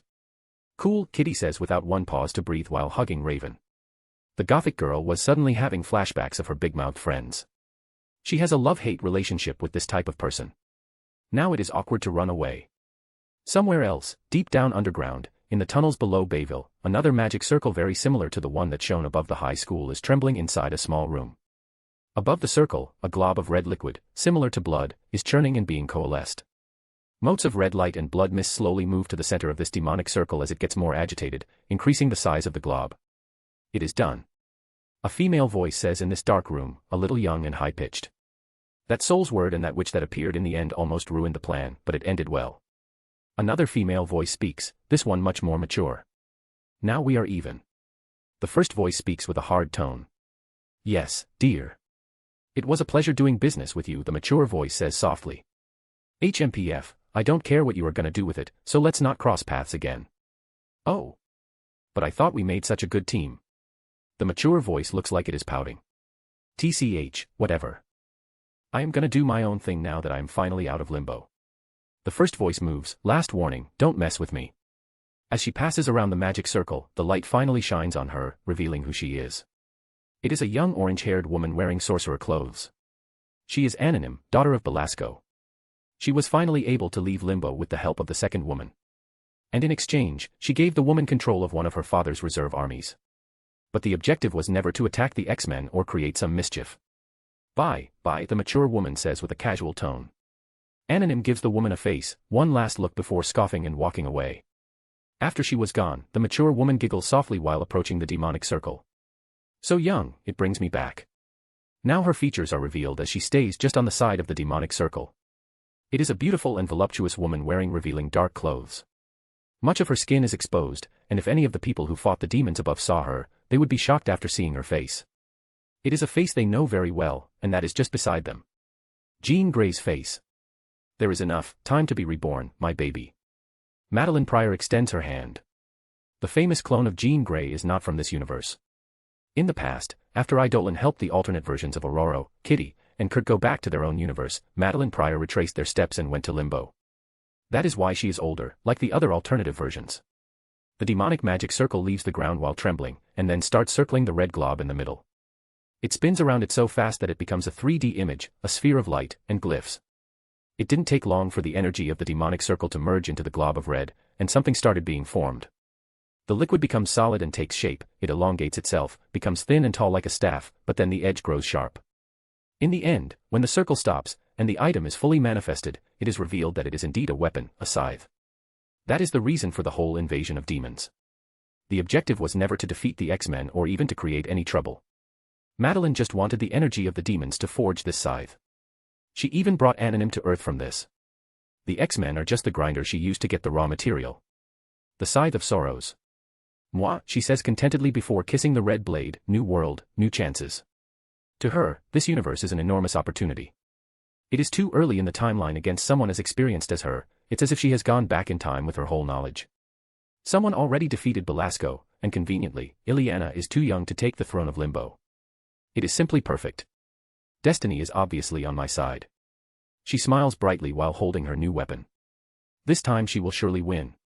There is nothing that can stop her here. Avengers Tower. Eidolon is zoning out from the conversation while he sits on the couch, with some of the other heroes around him. Beneath his Darth Vader helmet, he is smiling because he successfully set up Raven to meet the X-Men. She needs some friends. He chuckles, and finally I have reliable enough people to handle things and do nothing. He is happy, after all, his endgame is having enough capable people in his group that he would not need to make a move unless things are really dire. Essentially retiring. His happiness is short-lived because she just got another report, and this one calls for his direct intervention. They really come to me to make a cartoon, but I don't think we have enough story to tell, unless we start lying ... Tony was speaking before he stopped because Eidolon suddenly stood up. It was not a casual stand-up to go get a drink, there was a different air about him. Something came up. He says, and his cape falls from his shoulders, the rest of the upper part of his costume also falling off slowly. Is it serious? Captain America asks with a frown. Do you need help? Thor offers with a big smile. I will be back shortly. Eidolon relies while slowly removing his Darth Vader helmet. He is not wearing his usual hero suit, but to the disappointment of everyone, he still has half of his face covered. He is wearing a sleeveless black tight shirt that has a mask that goes all the way to cover his nose. Something he copied from Kakashi of Naruto. I will just go kill Dracula, probably. He says before crossing a portal and disappearing. Did he say what I think he said? Tony asks the people around while pointing to the place where Eidolon disappeared. Yep, kill Dracula, that is what he said. Clint confirms while acting like it's no big deal. Wow. The guy really lives up the holidays, huh? I am afraid what his plans are for Christmas now. A.N. Hello there. Here is the link, without spaces. Hope you all enjoyed it, make a comment because interaction motivates me to keep writing. Thanks for reading. Till next time and stay good y'all. Bye bye. Chapter 161, Halloween Night, Part. Transylvania, Europe. With all her preparations, Celine was able to invade Dracula's castle. The whole area is protected by a magic barrier that obstructs vision and makes any intruder get lost in the fog, so they can't find the castle. Unless someone hunts them before they can go back. Hector already mapped the area long ago, after all, no illusion can obstruct his all-seeing eyes of God. He did the same with many places of importance around the globe. Except the ones hidden inside pocket dimensions. He found the entrance of most of them, though. Dracula's castle is not inside a pocket dimension, so it is relatively easy to invade if you know what you are doing. The vampires' arrogance also made security incredibly lax, they rely too much on their magic wards and their charmed animals, and familiars, to make a single patrol around the perimeter. That's why, to Celine, the infiltration was literally a walk in the woods, literally. She simply walked into the forest, unobstructed, and arrived at the castle without a single inconvenience obstructing her way. The death dealer was never careless, though, taking her job of infiltrating this place seriously. She got even more careful now that she is entering the castle. The powers given to her are specially selected to assist in stealth missions like that. Celine moves in the shadows, completely silent and unseen. A good stealth infiltration is only as good as the people you are going against. Knowing that everyone in that castle has super senses, Celine doesn't expect her presence to go unnoticed for too long. But it will be enough to investigate what she needs. The recent actions of vampires almost scream that they have the intention of doing something big, preparing to make a major move. She will try to discover as much as she can about it. The Gothic medieval castle is big, too big. If Celine had it on her mind to pay attention to the architecture, she would guess that most of the castle was added and modified at a later date after the first construction. Without a doubt, with his newfound powers, strength, and time, Dracula decided to improve his living conditions. He can make as many thralls as he wants, and they would not need to sleep, together with superhuman strength and other abilities that would make it easy to build something this big. The original castle is barely the main building in the center of the citywide fortress, with tall and pointy towers, bridges connecting them, and other impossible displays of architecture that only make sense when you discover that monsters are living in it. And there is still the underground. Celine thinks after she jumped onto a high tower to take a good look at the area. Maybe underground, there are still thralls working endlessly to expand the dungeons and catacombs. In this world, high-level vampires like Dracula have strong connections with their homeland and coffins. She remembers Hector's explanation and the books he gave her. So Dracula's coffin must be deep underground, in the center of everything. Let's avoid that place for now. Security must be tighter there. I will use that when needed. With that in mind, she doesn't think much and just chooses the nearest window. Again, this place's security is as lax as a bear's den, because anyone entering it would be in for a bad time. People want to stay away from this place and not walk into it. Celine enters through a big window and immediately sneaks to the shadows of the empty room before looking around to check where she is. The place looks like someone's study room, filled with books and a small table covered with parchments. Did she hit the jackpot instantly like that? Keeping an eye on the door, she approaches the table to check what is written on the papers. To her disappointment, it is not about what she is looking for, but about magic. It seems the owner of this room is a pursuer of the arcane. That is why this tower is so high and the window so large. She looks at the schematics of magic circles and the drawings of all forms of the moon. Although this is something that would probably interest Hector, she avoided touching anywhere else and left. It was already imprinted in her mind that sorcerers tend to be prepared and very careful with their research. Luckily, this doesn't look like a very important research room. There are no experiments or artifacts. It just looks like a place to read and write under moonlight, probably a relaxing place for a workaholic mage. Leaving it behind, Celine sneaks around the corridors and halls. The interior design of the castle is exactly like one would expect after seeing the outside. Walls of stone, red tapestries, armors, paintings. Really a medieval castle, without an ounce of modernity. At least on his outward part. Celine doesn't believe the vampires of this world kept up with their lifestyle to this day. Even in her former world, eventually, the conveniences of modernity are too much of an attractive prospect to ignore. They incorporate it into their style and enjoy the best of what humans have made in the world, while keeping their customs. It was the same in Monster Metropolis. Monsters are not stuck in time, especially when new blood enters the ranks. The most used hunting grounds of vampires are modern nightclubs, after all, instead of dark woods. Celine jumps from dark spot to dark spot, going down on the tower till she is finally inside a bigger building, then she starts checking the doors more thoroughly. Even until this moment, she hasn't found anyone, so where she is must be the personal area of someone important, or the number of people inside the castle is smaller than she thought. What would not be strange, considering how elitist vampires are, is that just a few select people would be allowed in this castle. It is the residence of Dracula. Even with the different factions of vampires and all politics, it can be considered the holy land of the vampire race. The first room that she checked was empty, the second too, in the third she found that it was a storage room, and it went like that. The place is so big that the number of empty rooms is surprising even to Celine. She finally found a person walking in a corridor. By the smell and complexion, she was sure that it was a vampire. The male vampire is completely exposed, arrogantly thinking no one would try to attack him right here, in the heart of vampire civilization. He is wrong. This male vampire is preventing her from advancing on her search, so he has to die.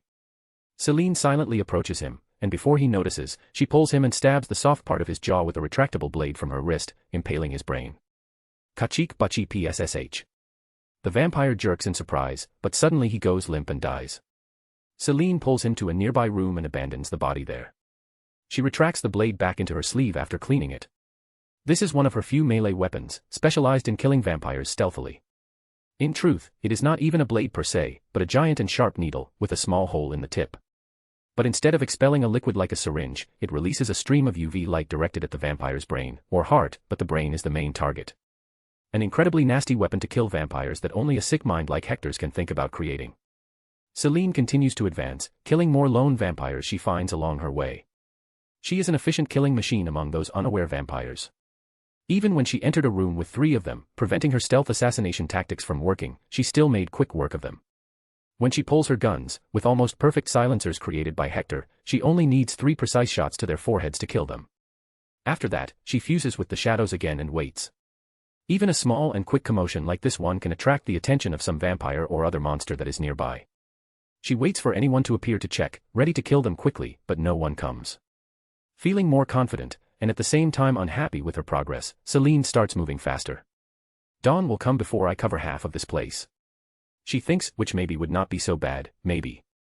At this point, she doesn't have the obvious vampire weakness of being vulnerable to sunlight, so when thinking about it, the best course of action would be to infiltrate this place when most of the vampires have decided to retreat back to their coffins and hideouts. But she also knows that, unfortunately, this place is not only inhabited by vampires. And logically, the vampires will use their non-vampire servants to patrol the area while they are vulnerable. Different from a usual human base, this place is even more protected during the day. Without a doubt, if they are invaded during the day, they can use the fog or the large size of the castle to still come out of the coffins to fight whatever decides to exploit their obvious weakness. Celine's powers are also more effective at night, too. Hector is the one to blame in this aspect. He likes giving his subordinates powers and character. Faster, she continues her investigation, moving from room to room like a dark blur. She notices equally quickly that this area appears to just house people of no interest, maybe a vacation home of someone important. The vampires she killed were just some servants. She moves to another area then. A long but not tall building that connects two castle-like constructions. It can be considered a corridor when compared with the magnitude of this place. And there she finally makes some progress. From a high window, she looks down at the high number of people below. Aesthetically, this building looks like an army hospital, lines of beds on each side with people lying on them, while some that look like they are working walk around. She takes on all of this. There are both average humans and vampires on the beds, some are sleeping, others are awake and look well, and some look horribly wounded or even transfigured. All of them have some kind of fluid connected with their bodies. The place smells like medicine and herbs, but the dismembered body parts preserved in jars and other morbid sites would not be out of place in a necrotery. If Hector were here, he would describe this place as a modern-day necromancer experiment room. Healing is not the main objective here. Are they studying vampirism?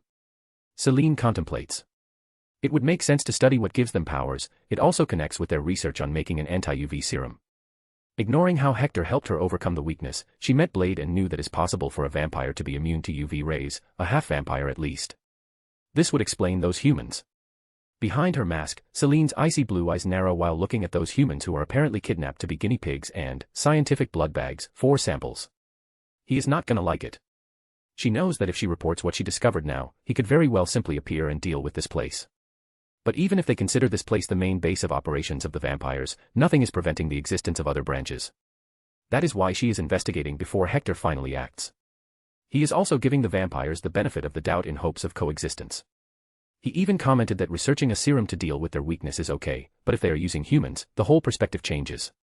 A little more and I report. Those people could be willing volunteers. Celine decided. As weird as it sounds, there are humans that willing to submit to vampires. It is natural, they could operate under their master's orders when they couldn't move in the human world. Normally, they are promised the gift of immortality as a reward if they do a good job. Many humans would take up the offer to be immortal, not caring how low they need to go for that. Celine doesn't do anything here, her mask is recording, so that is enough data collected. She exits by the window and jumps on the roof, moving to the next area. But like all plans, something unexpected happened that derails her infiltration. A commotion starts happening 2 buildings away. Celine can hear gunshots and feel lifeforms starting to move in that direction. Before moving in the opposite direction, the right option is to investigate so that she can make the right approach, depending on the situation. She gets even more stealth, hiding in the shadows while approaching the source of the commotion. It is him. To her surprise, or maybe not, she found Blade fighting vampires on the top floor of a building. Through the large windows, she can see him moving with his 2 katanas, dodging each time a vampire advances at him and striking when they overextend. She fought him and can say that he is not a man who will go down easily. This commotion will escalate into something big, maybe even covering the whole castle. The inhabitants will be on alert and moving to deal with him, and worst, they will probably stop doing things she can observe, like the hospital from before, and lock any place they don't want to be damaged or invaded, important places. Behind her mask, Celine sighs loudly. If it is like that, let's make it worse. She pulls a device from a pocket in her trench coat and presses the button without hesitation, activating the nuclear option. Or the pre-nuclear option, because the real one is calling Eidolon. This button didn't call him, it makes him send another person. Taking into consideration the place she is infiltrating, the high possibility of unexpected things happening, Hector prepared this to create even more chaos so that Celine can escape or act under the turbid waters that are about to be created. Far away, in the Avengers Towers, Hector received the signal and didn't even move from there. This will be funny. He thinks. A portal suddenly appears above the building that Blade is fighting, and a figure is dropped on it unceremoniously. More than unceremoniously, this person was practically shot through the roof, landing in the middle of the fight. What the hell happened? A male voice can be heard amidst the dust, and the figure stands up. He is dressed in all white. He looks around. He sees Blade. He sees the vampires, he looks through the windows and sees the castle. Then he goes back to look at the vampires. In the meanwhile, everyone paused to stare at him too. Finally, the person kicks a vampire and jumps through the window, opening his cape-like wings to glide under the moon. Dracula. Where is my money? Moon Knight's shout can be heard throughout the whole castle. He uses a flying gliding vampire as a platform and jumps high, landing on the roof of a building, where he immediately runs and starts beating the vampires that try to surround him. I know you are here, Dracula. You big fucking nerd. Where is my Godman money? A little farther, Celine watches that ridiculous scene with deadpan eyes, before diving into the shadows again. This world is weird. Celine ignores the battle heating up outside and decides to move deep inside the buildings. She gets even more aggressive because of the influx of monsters moving around now. She walks down a hall and shoots 2 vampires that appear around the corner. A door was opening, and she ambushed the Nosferatu, leaving the room, killing him immediately. She ventures herself in areas that look more important, moving to the center of the castle. On her path, she continued to deal easily with the unaware enemies, and sometimes she even blended in, not attracting attention. They all seem too focused on getting to where Blade and Moon Knight are. This looks important. While ignoring the loud sounds outside, she moves from building to building till she finds one that doesn't seem to be only used for housing. Even with all the commotion, there are still guards who haven't moved from their place. Looking through the window, it looks pretty empty, but there is a double door with 2 big men guarding it. Big doors, big empty space, to move something big, using a vehicle maybe. She decides that this is it. This place is worthy of her entering direct combat. Crash PSSH PSSH PSSH PSSH. She jumps through the window, breaking the glass, and already shooting everyone inside. The UV bullets hit the 2 big men, who look more dangerous, in both their chests and heads, before she even touched the ground, and she starts fighting the rest. The vampires hiss and growl before they jump at Celine. She raises her leg to stomp one in the face while shooting the ones at her side. Using the face as a platform, she performs a backflip. She shoots more of them while upside down, hitting them perfectly. When she lands, more are already fearlessly jumping at her, their claws approaching her face. She is out of bullets, but her enhancements are not for show. She spins and kicks one of them, making the vampire's arm fly away. What? The vampire looks at his stump in shock. He is a vampire, he should be strong and durable now. He doesn't remember the last time he was hurt like that. And he will not have the chance to remember, because Celine's boot is already hitting the side of his head. The vampires get cautious and start moving smarter, using their super speed to circle Celine like prey, the dark smoke they leave behind obstructing her sight. She concentrates while turning around to keep her eyes on them. If she is right, one of them is gonna dash at her blind spot. She turned fast when she heard the sound of someone kicking the stone floor, her gun founding the vampire and blasting his face. Her move obviously created an opening that more vampires try to take advantage of. She is attacked from her sides and back again, simultaneously. She jumps forward and slides while turning her torso to shoot more, downing 1 vampire, but 2 are able to evade fatal wounds. Grrrrrrrrr. She hears a growl and turns around to see the first 2 guys she shot standing up while trembling. They are trembling, their bodies are growing and changing, their wounds are healing, and when they finally lock on her, she discovers why they are not dead. Those 2 are not vampires, they are werewolves. Standing more than 2 meters tall, with brown fur, the 2 anthropomorphic wolves stare at her with furious eyes while growling and ripping off their stretched shirts. This takes me back. Celine comments with a rare, amused tone, removing the mag with silver bullets from her trench coat and reloading her gun. Lycans and vampires working together. The notion is inconceivable to someone from her world. Maybe coexistence is not that unattainable a goal. Kachik. The sound of her changing mags is like the starting shot that initiates round 2 of this battle. The werewolves separate, running on all 4s from the ground to the wall before jumping at her from left and right. Celine shoots them, but the werewolves are able to dodge the bullets before leaping at her. She finally found why Hector considers guns to be beginner's weapons. After a certain threshold, most long-ranged become useless.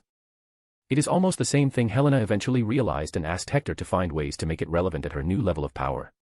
Without being able to use her guns appropriately, Celine resorts to using them like blunt weapons, like makeshift tunfas, when the werewolves are too close. She hits them in their jaws, making spit and even a tooth or 2 fly. Each of her guns is also made of extremely durable materials, with some specific parts coated in adamantium. Hector would never allow her to carry something that can be cut or destroyed by a melee fighter who can approach her. It would also be a waste of her physical prowess if her guns could not be used to bash someone's skull. Thwack. And that is exactly what she does. A poor vampire has his forehead carved, and his eyes literally pop out of their sockets when she hits him. Celine needs to be ruthless because they are attacking from all sides, not giving her time to reload or shoot, so she needs to take out anyone she can. One of the werewolves lunges at her. He swipes with his claws, but Celine dodges with a sidestep. The werewolf is not done, he waves both arms frantically, so fast that they become a blur while trying to tear her to pieces. Swish swish swish swish swish swish swish swish swish swish swish swish swish swish swish swish swish swish swish. She dodges by moving her lower body back and upper body from side to side, eyes open wide to pay attention to the attacks. Her arms are not idle either, she discreetly keeps her hand close to her hip and turns to shoot the werewolf. Bang bang bang bang bang bang. This time, he was not ready to dodge, receiving all silver bullets in the stomach. The area is far from fatal, but it is silver. The werewolf immediately topples and falls to the ground in pain. A sizzling sound can be heard from his stomach as he wails on the ground, like his torso is melting. In the Marvel Universe, mystical created werewolves like this one are weak to silver. The element can easily cause much more damage than expected, maiming them or even killing them. Their bodies are big, and it is possible to survive if they act fast to remove the bullet that hit a non-fatal spot, but if left alone, the silver could be carried in their blood, and they would eventually die painfully. This one is lucky, though. Bang. Celine saved him from his misery with a bullet in the head. This time, because it is silver, the shot easily pierced his durable cranium and perforated his brain. The other werewolf looks even angrier now that his supposed friend was killed, lunging at Celine like a rabid dog. She displays her fearlessness by stepping forward and shoving her gun, with her hand and everything, inside his huge maw. I am a specialist in killing your type. She was good even before when Lycans are physical superior to her. Now that she is the one at an advantage, this is outright bullying. Bang bang. The werewolf falls lifeless, and Celine just spares a glance at him before checking her own hand. His maw closed around her wrist, but there was no harm done. She can't help but be surprised by how strong she is right now. Those sharp teeth that should have chomped off her hand didn't even break her skin. She almost feels bad, almost. Now that she has dealt with everyone here, she will advance to the secret area before someone else appears. She kicks the double doors with her super strength. At this point, there is no use in acting sneaky. Beyond the doors, there is a dark passage, large stairways that go down to an unseen underground. Without another choice, she just walks down, high alert and looking for possible traps. But it seems the arrogance of the vampires extends even to this place, and they did not set any traps against intruders. She walks down the stairs for some time, they take on a snail shape after a certain point, and she moves along the wall so that any potential enemy does not see her coming. When she finally reaches her destination, she finds another double door and again, without a choice, she opens it, ready to battle. Who goes there? Someone shouts, obviously seeing the door opening even when she was careful. Bam. So Celine just kicks it down and enters anyway, guns in hand and ready for a fight. What she encounters is shocking even to her. It is a horrific mix of slaughterhouse, dungeon, and experiment room. It is a wide and tall space, filled with tables with human corpses and body parts. There are also naked bodies hanging from the ceiling, their skin stretched by hooks. Some are also strapped to the wall. A curious thing she noticed is that the blood appears to be drained in the ground, following a path to somewhere else. This place looks equally like a sewer where they dump the bodies and an important ritualistic room. Considering the guards and that there are people here, Celine imagines that it is the second option. Bang bang. Celine immediately shot the other person in the room after confirming that he was not an innocent human. The vampire is a known person, none other than Joshua, the Nosferatu who went to talk with Queen Shikla. Arg. He immediately shouts in pain when the UV bullet hits his limbs. Joshua falls to the ground, clawing the wounds that are emitting a blue light, but that only makes his fingers hurt too. Unlike silver that poisons werewolves, in this situation, the UV light will not spread through his body and kill, but it will corrode his arm till it falls. Celine only kept him alive because she remembered that he seemed important, and he could be a source of information. Don't move. She says to him, one hand points her gun at Joshua, and the other moves inside her trench coat for a capturing device Hector gave her. Thwack. But suddenly she was hit on her side and was sent reeling some meters away before she caught herself. Celine gets on guard and points her gun in the direction of the attack, but there is nothing there. She surveys the surroundings, searching for this unknown assailant. The room is filled with blind spots, but even then, how was she hit without being able to react? She is sure her eyes immediately turned to the direction of the attack on impact, and there was nothing there. Only when her brain reminds her that she is not in her former world anymore does she think of the likely possibility. Someone invisible. In this world, she must be ready to meet all kinds of strange powers and abilities. Even she has stealth powers now, so it's not weird that someone has invisibility. It shouldn't even be that rare. After understanding that, Celine doesn't say anything out loud, acting oblivious to keep some advantage.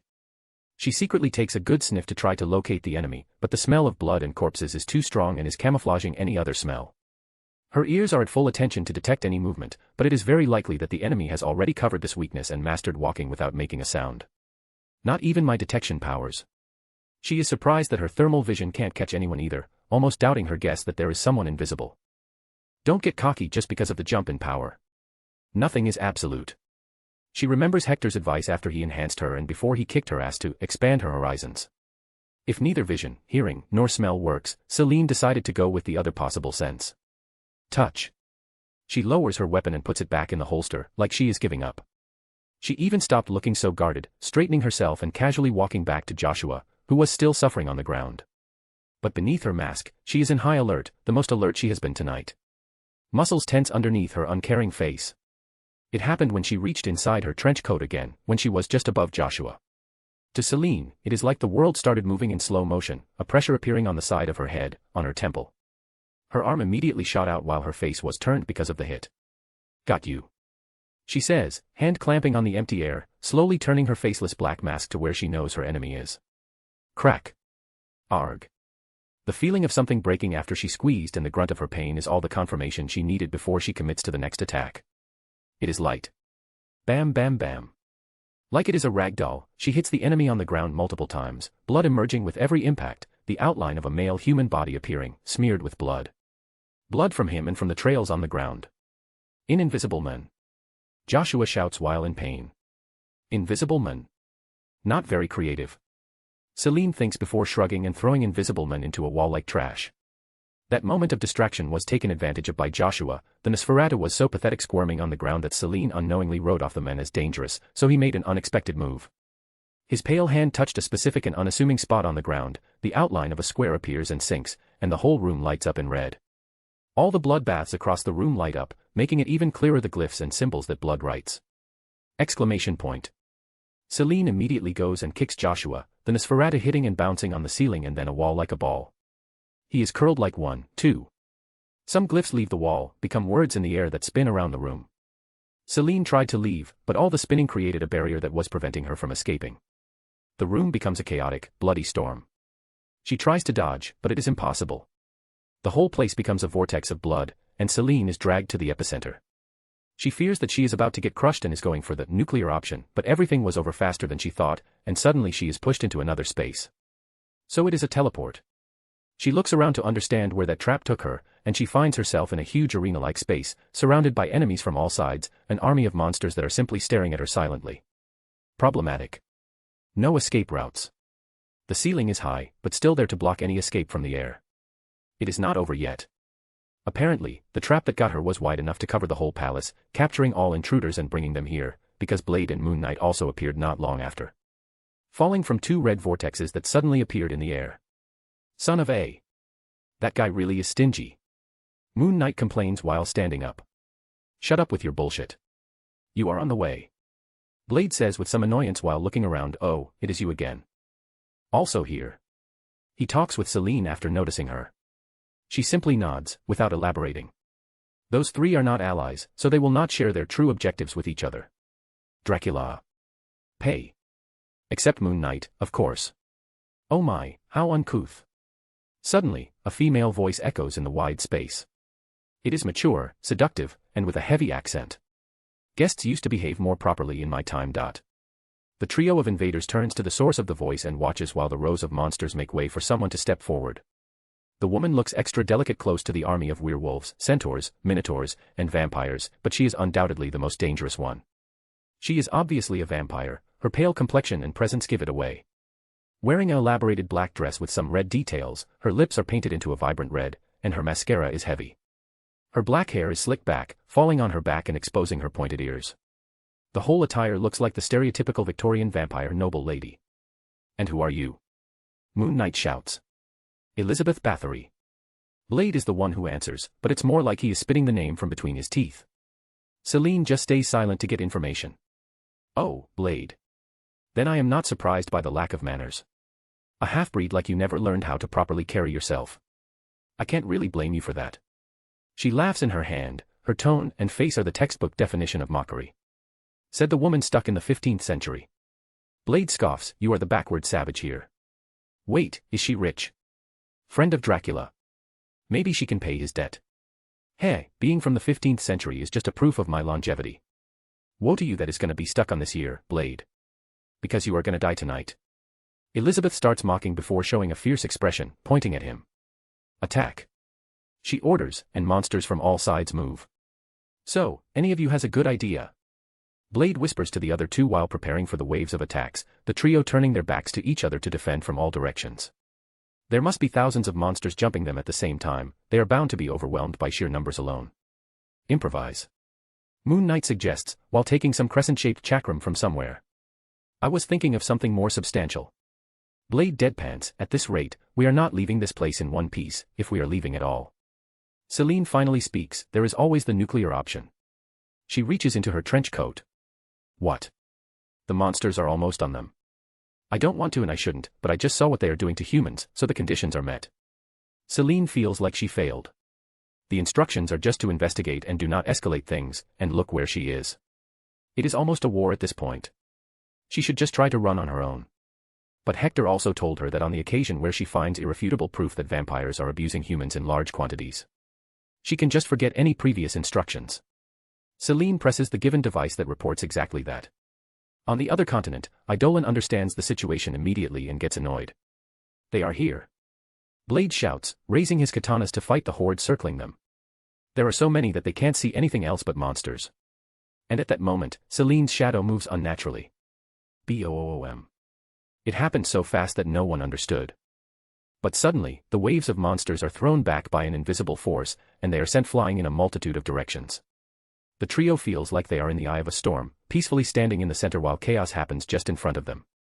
A sigh can be heard behind them, and when they turn around, the trio of invaders can see Eidolon appearing from Celine's unnatural shadow. He is still using Darth Vader's clothes, but only the pants are kept as the original. Every part of the armor is shrugged off, and the upper clothes hang loosely on his waist together with his waist cape. His upper body is only covered by a tight sleeveless suit that goes up till it fuses with a mask that covers half of his face. I didn't want to escalate things in a conflict so quickly, but it seems it's a pipe dream.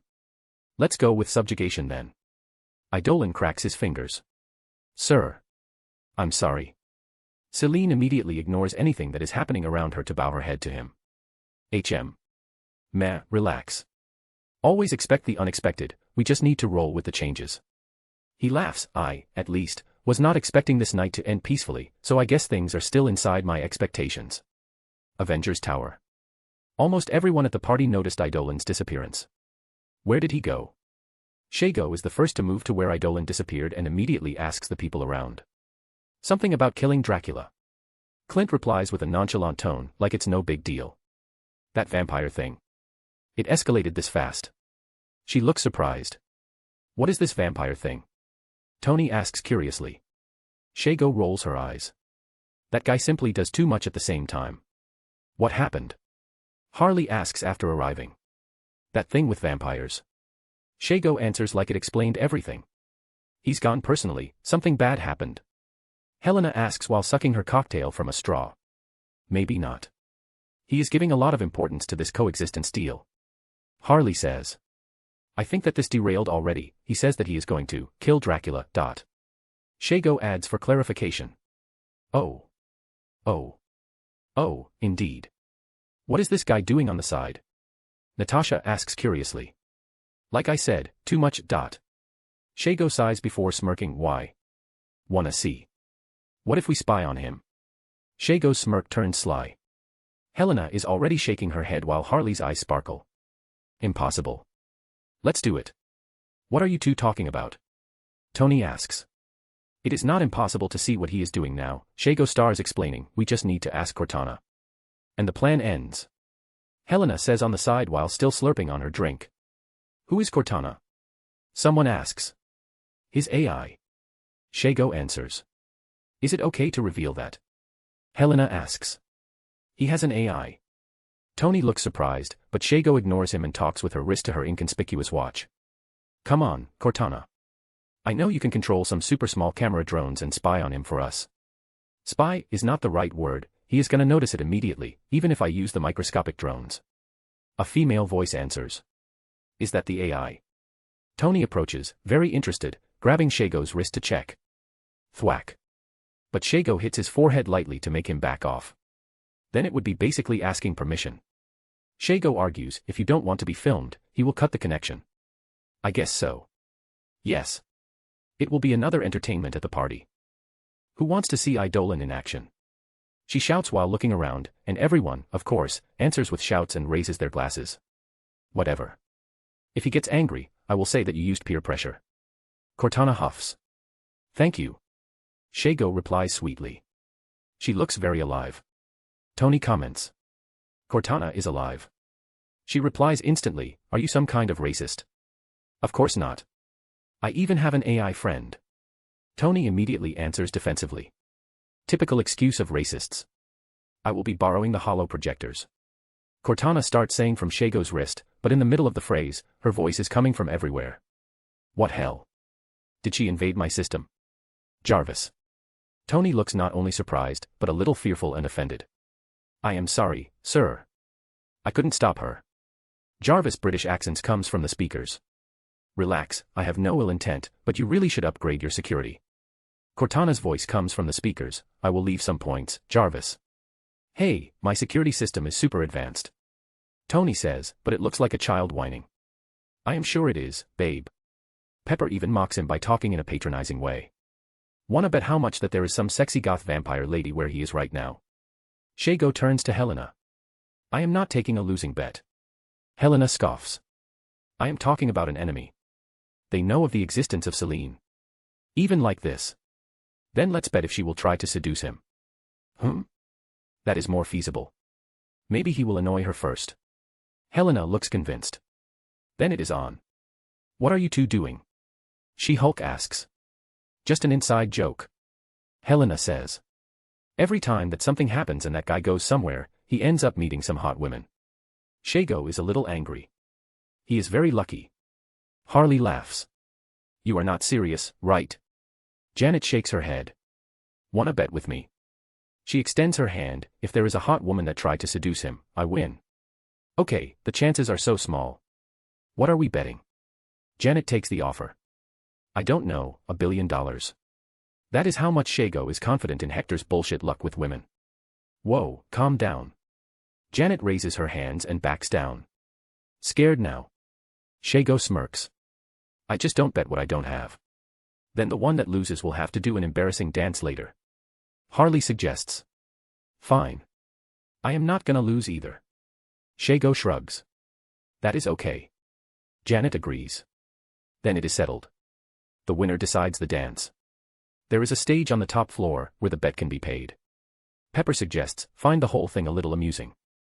Great, maximum embarrassment. Shago laughs. Finally, a big hollow screen appears in front of them. It is starting. Show. Everyone settles like Theta re-watching a movie. The screen starts all black, but then it zooms out, and it is possible to see that a floating camera is moving around Eidolon's back to show his face. Some training later. You are not Shadow, but there is still untapped potential. The potential to deal with this whole castle alone. They can hear Eidolon's voice talking with someone. That thing even has a microphone. Pretty advanced. Someone says. It is like they are watching from an insect point of view, looking over his shoulder, they can see that they're in some sort of giant room, there are some fallen people and monsters, and a woman in a black trench coat, wearing a black mask in front of him. This one doesn't count. That is from our group. Helena whispers to the people around. From the SCP. Who is she? Natasha asks. Never met, only know that she exists. We compartmentalize. The screen floats enough so that they could finally see the side of Eidolon's face, and he suddenly stops talking. Oh. Helena says unworried. Busted. Harley chuckles. You don't know that. Shago starts saying. But when Eidolon's pupils move to stare directly at them, everyone receives a jump scare. What are you thinking you're doing? Eidolon frowns, the people feel like he is talking directly with them, like a father scolding them after doing something wrong. Ahem, just checking to see if you are all right. Shago answers in a fake worried tone. The way he looks at her shows that he knows that it's bullshit. Wait, he can see us. Natasha finally noticed that this was a two-way exchange. Yes. It is Eidolon that answers her. Surprised. And before you ask, yes, I always noticed when you all watched me by a satellite. Fury gonna love knowing this. Natasha laughs after her surprise wears off. Okay, this is important business, I am gonna cut off Dash. Wait. Shago stops him, why don't you let us see you being a hero? Transparency and all that. Eidolon looks at her with half-lidded eyes. You make a good point, but Dash.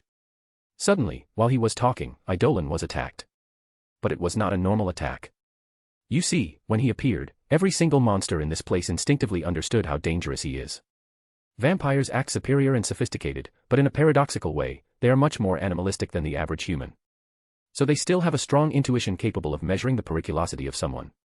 And Eidolon is very dangerous. Even the arrogant Elizabeth Bathory noticed that and didn't dare to speak while the hero casually talked with Celine and then with Shago. But now he looked distracted, and she decided to take a bet. She lunged at him, using the maximum of her super speed, grabbed his face, and pulled him into a kiss. Elizabeth Bathory hopes that she can ensnare and charm him before he turns his sights on her. Boom. She obviously failed and was sent flying by him when her lips were just a centimeter away from his mask. Ah. Ah. There. See. Replay, Cortana. Shago points at the screen. I won. Okay, I changed my mind. I will show you guys how to terrify some monsters. His annoyance changed targets to his enemies because Elizabeth Bathory had just tried to sexually assault him. That will be a lesson, stay tuned. Hello there. Here is the link, without spaces. Hope you all enjoyed it, make a comment because interaction motivates me to keep writing. Thanks for reading. Till next time and stay good y'all. Bye bye. Chapter 162, Halloween Night, Part. Third Person POV. After taking the step forward cuckoos for trick-or-treating, Eidolon brings them back to Emma's mansion. Their bags are full of candy, and they are exhausted after the long night, so he is carrying them all in his arms. How is it? Emma stood up from her chair when she saw him suddenly appearing in front of her. She is wearing a white nightgown that doesn't hide much. As you can see, a success. Eidolon chuckles in his night armor, gesturing to the sleeping girls. Everyone loved them. Got a lot of candy. With my looks, they are obviously destined for success. She says smugly before moving forward to try to take a girl from his arms. You can let me put them to sleep. I want to. He says gently. Okay then. She follows him as he walks to their room. He just appeared here to warn her, and she can join him in putting them to bed. You can put me to bed later, if you want. Nice try, but you are a little grown up for that. He dismisses her immediately. But she doesn't take offense, she just laughs with her hand, she doesn't mind his coldness. Emma Frost is playing the long game now. New York. In the Avengers Tower, the giant holoscreen replays the previous exchange in slow motion. Everyone can watch the vampire lady approaching him, mouth open and fangs bared, aiming at the front of his mask. Her hands are also approaching each side of his head, aiming to turn his face for the kiss or bite on his lips. Just some inches away. They can also see the exact moment where Eidolon's eyes turn from the camera to her, narrowing dangerously before glinting, going from the stormy gray to an orange gold. Boom. Then it happened so fast that even the slow-motion camera couldn't capture it perfectly. It appears to be a headbutt delivered at hypersonic speed. And now it is proven that I won the bet. Shago says smugly. Damn, she really wanted a piece of him. Jennifer laughs while slapping her knee. Who wouldn't? Darcy asks. Not if that is the result. Helena says that when the screen finally goes back to the present, Eidolon is now coldly standing over the vampire. Elizabeth Bathory seems to be struggling, hunched on the ground while wheezing loudly. When she looks up, her hair disheveled, she stares at Eidolon to ask a question. What have you done to me? Her voice is raspy, some burns appearing around her neck and chest, and there is even steam coming from her mouth. Her hands hover around those burnings, afraid to touch them. It can be translated to ripple. It is a technique where one can harness the power of the sun through breathing exercises, and because it allows one to generate sunlight through their own body, it is incredibly lethal to unliving creatures of the night like yourself. Eidolon starts explaining coldly, when you tried your sneaky move, I just breathed it into your mouth, and now your lungs are burning. The ripple is probably spreading to your heart, and from there it will make your blood boil. Elizabeth stares at him, still breathing hard, the burning spreading on her previously unblemished skin. That is what you gain by trying to kiss me without even paying for a coffee first. Eidolon jokes, but his tone is still cold. This is rubbish. Something like this shouldn't exist. Elizabeth says hatefully, struggling with every word. Said the undead creature. It is okay to be a monster, but you become really unlikable when you reveal yourself as a hypocrite. Eidolon rolls his eyes. At least I needed to train the ripple. You just turned and became like that, no effort at all. I prefer the hard way, though. Despite not making anyone immortal, the ripple not only allows you to use life force with the power we absorb from the sun through breathing, but also helps retain the life force, prolonging the youth, allowing you to control your own body in supernatural ways, healing, and many other unique applications.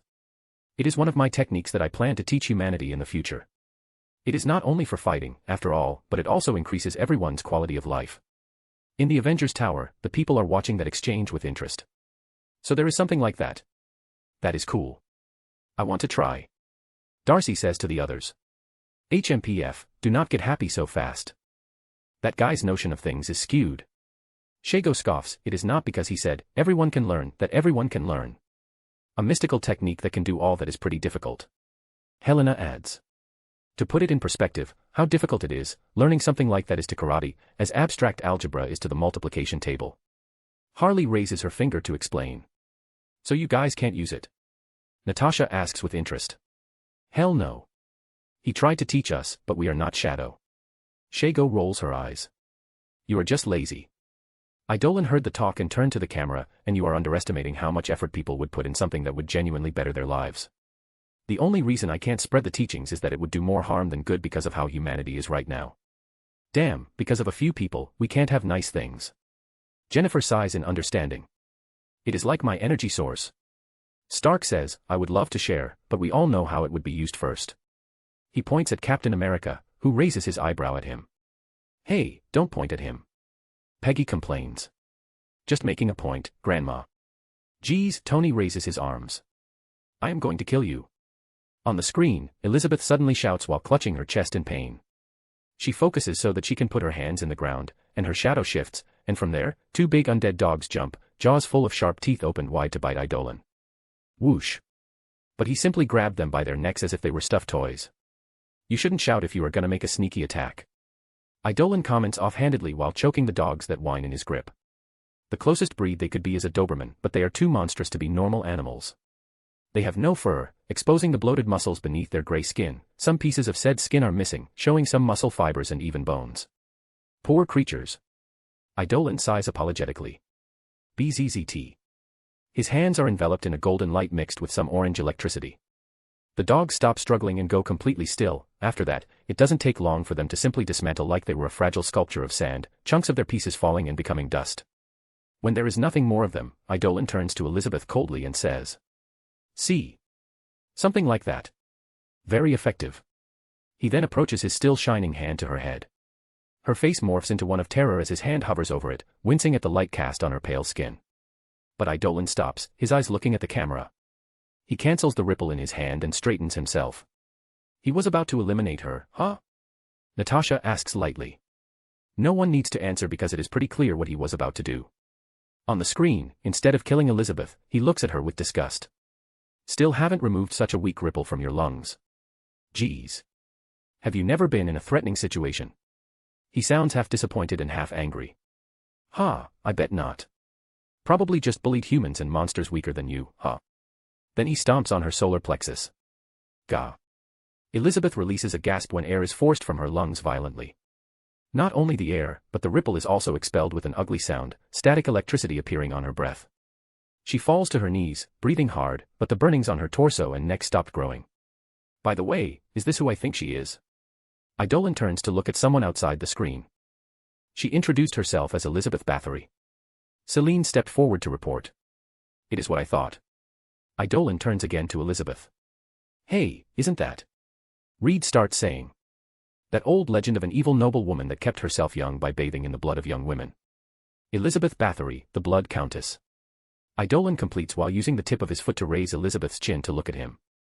Her gaze is hateful, but mostly fearful, blood seeping from the corner of her mouth as her burning wounds slowly disappear. Did you really kill a lot of young girls for it? Idolin asks, his voice with a strange reverberation. Yes. Elizabeth answers without even thinking. How many? Idolin narrows his eyes, his voice still carrying an extra reverberation. I lost count. Now Elizabeth noticed that there was something wrong. How? What have you done to me? Just a power of mine that compels people to answer honestly. Not as good as the lasso of truth, but good enough for some interrogations when the opponent is weak. Idolin shrugs. HMPF. As Elizabeth heals, her confidence returns. So what if I used some low-level girls for my baths? It really worked, didn't you think? They should be grateful their small lives had some use at the end. She gives him a bloody smile, arching her back to show her cleavage. I have to say, you are the first man in centuries that impressed me so much. Even more than Dracula. She holds the tip of his foot and moves away from her, but in a slow, non-threatening way. See. I am telling you, guys. Every fucking time. Shago points at the screen, fully vindicated. It is a defense mechanism. Natasha presumes. When everything fails, you can always use your looks against men. Did you even do that? Darcy asks with a conspiratorial smile. A lot. Natasha confessed with a sly smile on her own. Always worked at least to distract them for a moment, except for... Bam crack. On the screen, Idolin suddenly kicked Elizabeth in the face, forcing the back of her head to hit the wall behind her. Him. Natasha completes, staring at the screen. That guy really doesn't know how to treat a dame. Johnny Storm shakes his head. When the dust settles, it is possible to see that Idolin not only kicked Elizabeth's face, but he also precisely kicked her teeth. His foot is halfway inside her mouth, pieces of her pointy fangs falling, and her jaw is dislocated. The previous beautiful, noble face is twisted into a monstrous visage as she processes the pain, anger, and humiliation of the moment. I am sorry. It is just a reflex to smack a mosquito buzzing in my ear. Idolin says coldly while looking down on Elizabeth. It is because of things like this that you are accused of being a misogynist. Shago admonishes him, but she can't hide the satisfied smile on her face. She literally tried to sexually assault me and see other women as tools and cattle. I am the one on the women's side here. Idolin defends himself offhandedly, not really caring about his reputation. Should I show how much of a feminist I am? His eyes show a hint of amusement. No. All the women of the SCP answered at the same time, remembering the horrible scene he had performed some time ago. The ones who do not understand the joke look confused. Now I am curious. Just forget about it. It is too painful. Idolin chuckles on the screen. Okay, I lost too much time already. Tell me what you discovered so that I can act accordingly. He turns to Celine. By the way, this is Death Dealer, she works for me. He introduces Celine to the camera. He turns to the other two, and that is Blade and Moon Knight, they also work for me. He points at them with his thumb. In your dreams. Blade replies with a side glance. Idolin, you scoundrel. Last time you tricked me. Moon Knight approached the hero. Oh, well, you left in such a hurry, and I couldn't even warn you that you let that thing fall. Idolin replies innocently. I didn't. You exchanged it with a fake one. How do you know it is fake? You just stole that thing. Do you even know how to use it? Concha said. What Concha knows? Idolin scoffs. He is a god. So is Thor, and he doesn't know how to make pasta. Hey. The god of thunder protests, but it's true. He concedes, but my skills on a barbecue are godlike. He laughs. This guy here is the avatar of a god, by the way. Idolin explains, Khonshu, do you know him, Thor?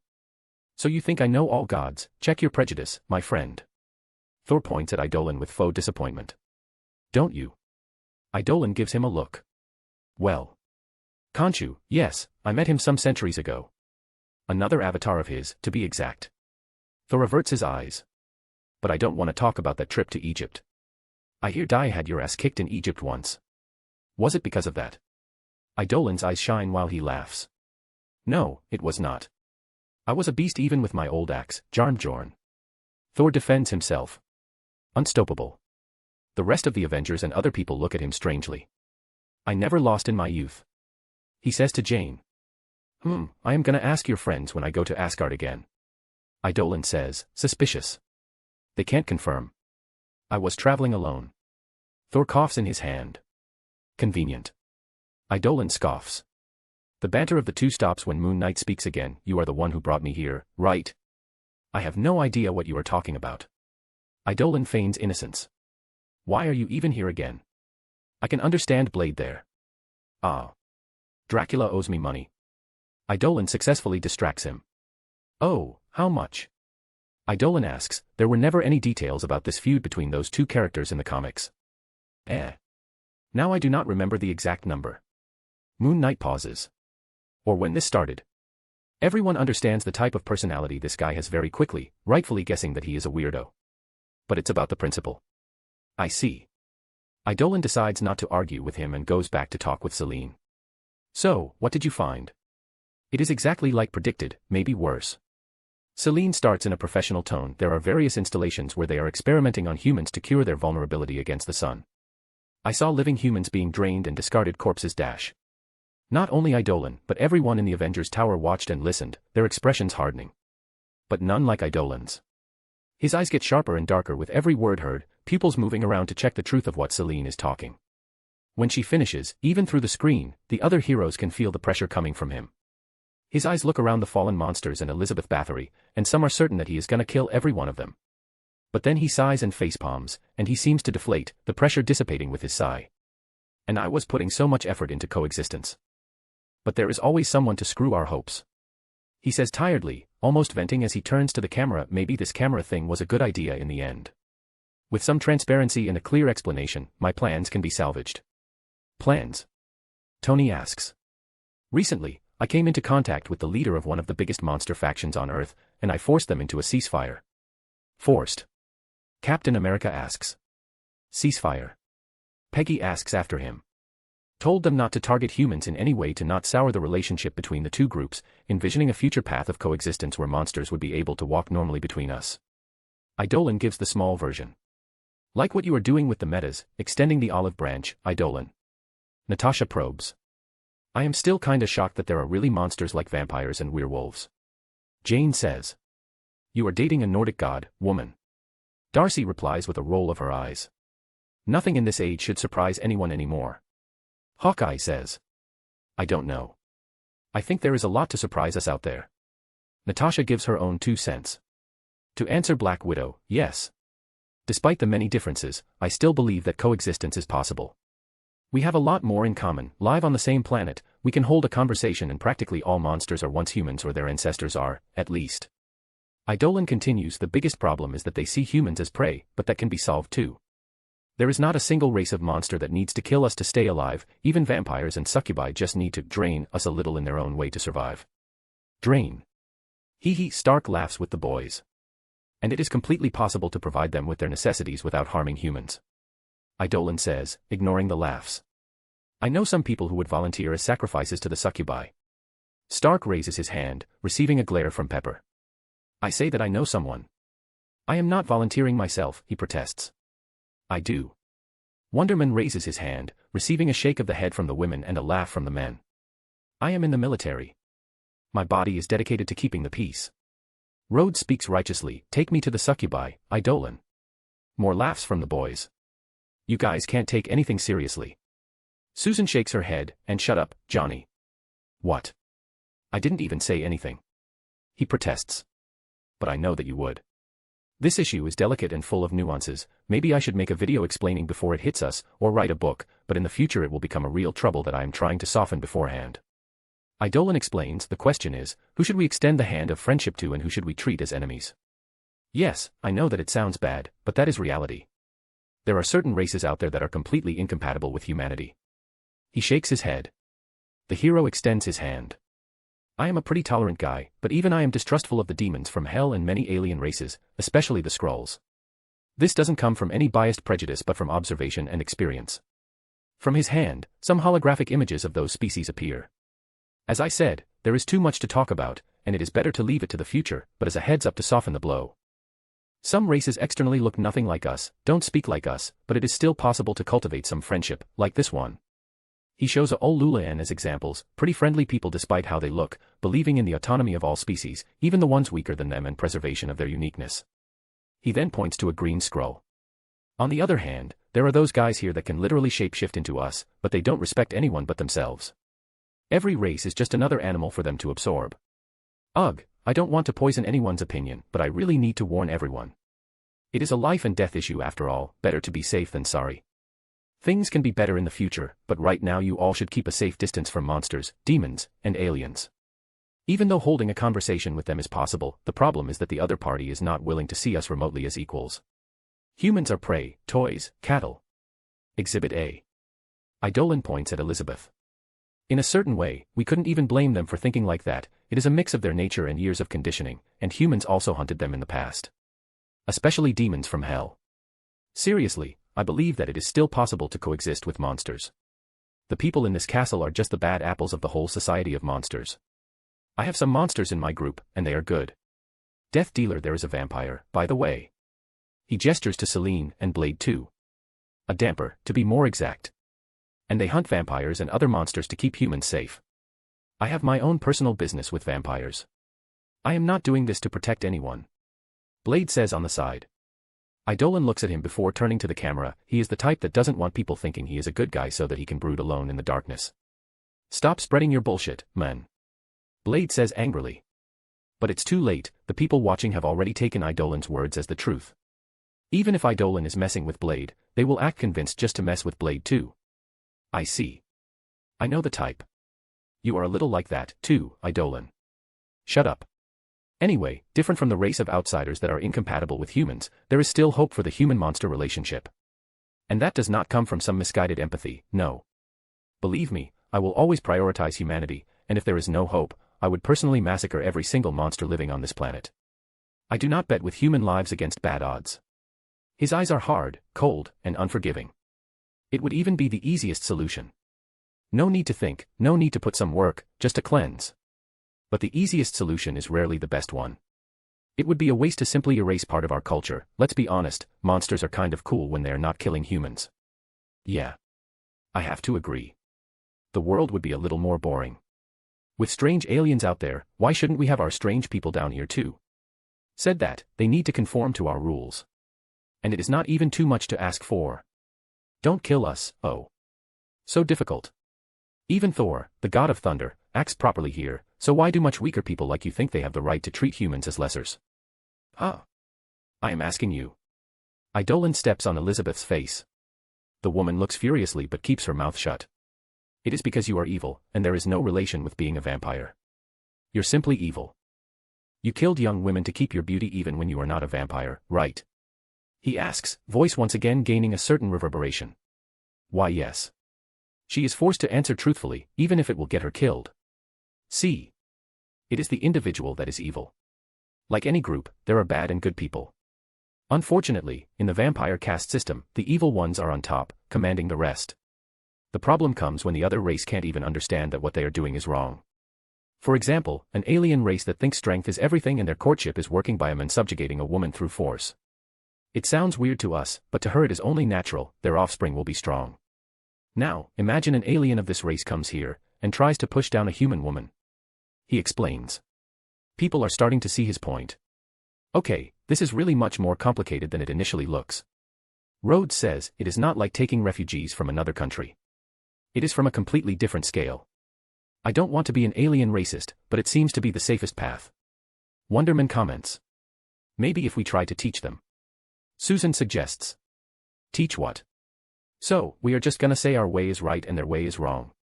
She-Hulk argues they are not gonna listen to that easily. And keeping humans safe should be our priority. With the infinite possibilities of civilization in the universe, I think it's safe to assume that we can't get along with everyone. Reed sighs, and not only are we incompatible with half of them statistically, many of those are destined to be our enemies if we meet them. And even the compatible ones may see us just as inferior people to be conquered. Tony shrugs. Like the Chitauri. Johnny points out. It is us against the universe, then. Steve shows a complicated face. It is pessimistic way of life, but it is reality. We just haven't seen it before. Eidolon says on the screen. And there are a lot of potential allies in the vast universe too. Thor declares with a big smile like Asgard. True, it is worth taking the risk. Eidolon says and removes his foot from Elizabeth's face to put his own face close to hers. You are very lucky that I am strong enough to take the risk and just capture all of you today, hoping that one day you guys are gonna get in line. He straightens himself again and releases a sigh while running a hand through his hair. I think I spoke too much, but maybe 5 minutes of talk can save us a lot of trouble in the future in the form of some misunderstanding. He remembers the Skrull invasion and how they integrated into Earth, invading peacefully in the guise of coexistence but dominating everything from the shadows. He can already imagine the protests against him when he does something, humans that he protected from domination, defending the enemy. The headache is forming before it even happens. He needs to mentally prepare himself to just not give up on the human race. It is also a thin line he is treading, at the same time that he doesn't want to instill fear and hate of the alien races in everyone, he needs to warn humanity of the dangers and risks. It is something everyone needs to see by themselves. We are gonna try, maybe be betrayed, fail. But that is why I am here. To prevent us from going extinct if we make a mistake. His eyes shine. Time to start acting, starting tonight. He addresses the whole room of monsters. I am taking everyone under custody for crimes against humanity. Depending on how things progress, you all can be released in the future when relations between humans and monsters get better. Don't resist. He declares, leaving no room to protest. Oh, it is starting now. We can see him in action. Darcy leans forward excitedly. It is notable to see the shift in posture from casual Eidolon to serious Eidolon. Despite the previous display of power, some monsters still stood up against him. It is not because I said that I will try not to kill you all, that it will not hurt. He shakes his head. Amidst the thousands of monsters, some special ones move forward. Each of every species, a Frankenstein monster, he thought there was only one of them, a centaur, a werewolf, and a mummy. Each of them looks stronger than the average of each race, the werewolf is bigger, the mummy is wearing some gold accessories, and so on. Those are Dracula Howling Commandos. Blade informs while walking forward. Howling Commandos. Not only does Eidolon look at him strangely, but Captain America also raises some eyebrows. Any relations with the group of World War II? Eidolon looks at them again. No, they are not monsterfied clones of the soldiers or anything like that. I don't know anything about what you are talking about, but it was indeed founded a little after that war, apparently to hunt Dracula's daughter. She is the one who told me. Blade explains. Lilith. You know her. Only by name. Eidolon shrugs before turning to the camera. See. I forgot to mention that, but even Dracula's daughter is cool with humans. It is really from individual to individual. I would not say that she is a good person. Blade comments, better than most vampires though. So Dracula just stole the name, probably after seeing it in a newspaper or something. Eidolon guesses. He even steals intellectual property and copyrighted domains. That man is a shameless thief. Moon Knight exclaims with righteous anger. Eidolon gives the white-clad hero a look before turning to look against the monsters rallying behind their leaders. He is also a little annoyed. His grandfather was part of the Howling Commandos, so seeing an evildoer make a mockery of the name like that. Okay, I will end this in 2 minutes and go back to the party dash. No. But Shago interrupts, that would be boring. Play with them a little. Eidolon pauses mid-movement. Yeah. Harley chimes in. If monsters have a caste system where they respect the strong, you should make a display of strength to subjugate them. The best show of strength is defeating them instantly. Eidolon says with a deadpan voice. But that would be boring. Shago repeats, give us a show. You know what you should do. Harley speaks again, you should turn into a monster and beat them on their own game. Eidolon sighs loudly. What kind of backseat gaming is this? Don't be like that. It makes sense. The whole shtick about you being able to understand everyone because you can be on everyone's skin. If coexistence can happen, it will be because of you acting as a bridge. Around Harley, everyone looks at her with strange expressions. She is kind of making sense. I hope you take it as a compliment, girl.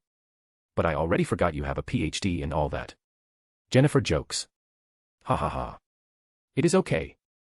Harley waves her wrist dismissively before turning to the screen, at Eidolon. See. Do it.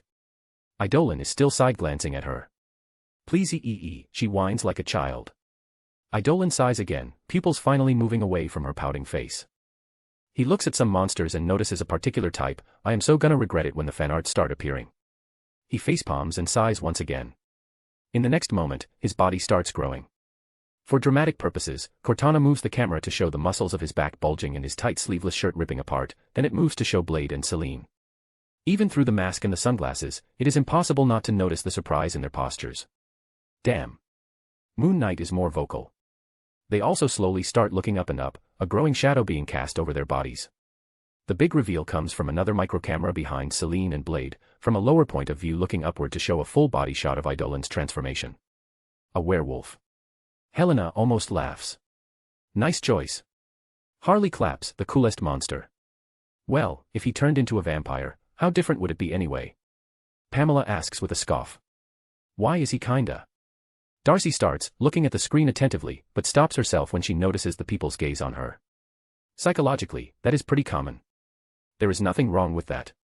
Harley consoles her with some pats on the shoulder, but it doesn't seem to ease the stares on her. As they said, Eidolon used a fusion of different powers, quirks and devil fruits, to turn into a werewolf. His werewolf form is much taller and more muscular than any other around them. It is a good 4 meters tall, of pure muscle and covered in white fur, the same as his hair, a little longer in the back of his neck. From the transformation, only his pants remained, riding up to the middle of his ankle, which now has the standard backward shape of a dog's leg. Werewolf Eidolon looks around a little before speaking, his pupils settling into a sharp red. Not that you will be able to see it. But I am about to start.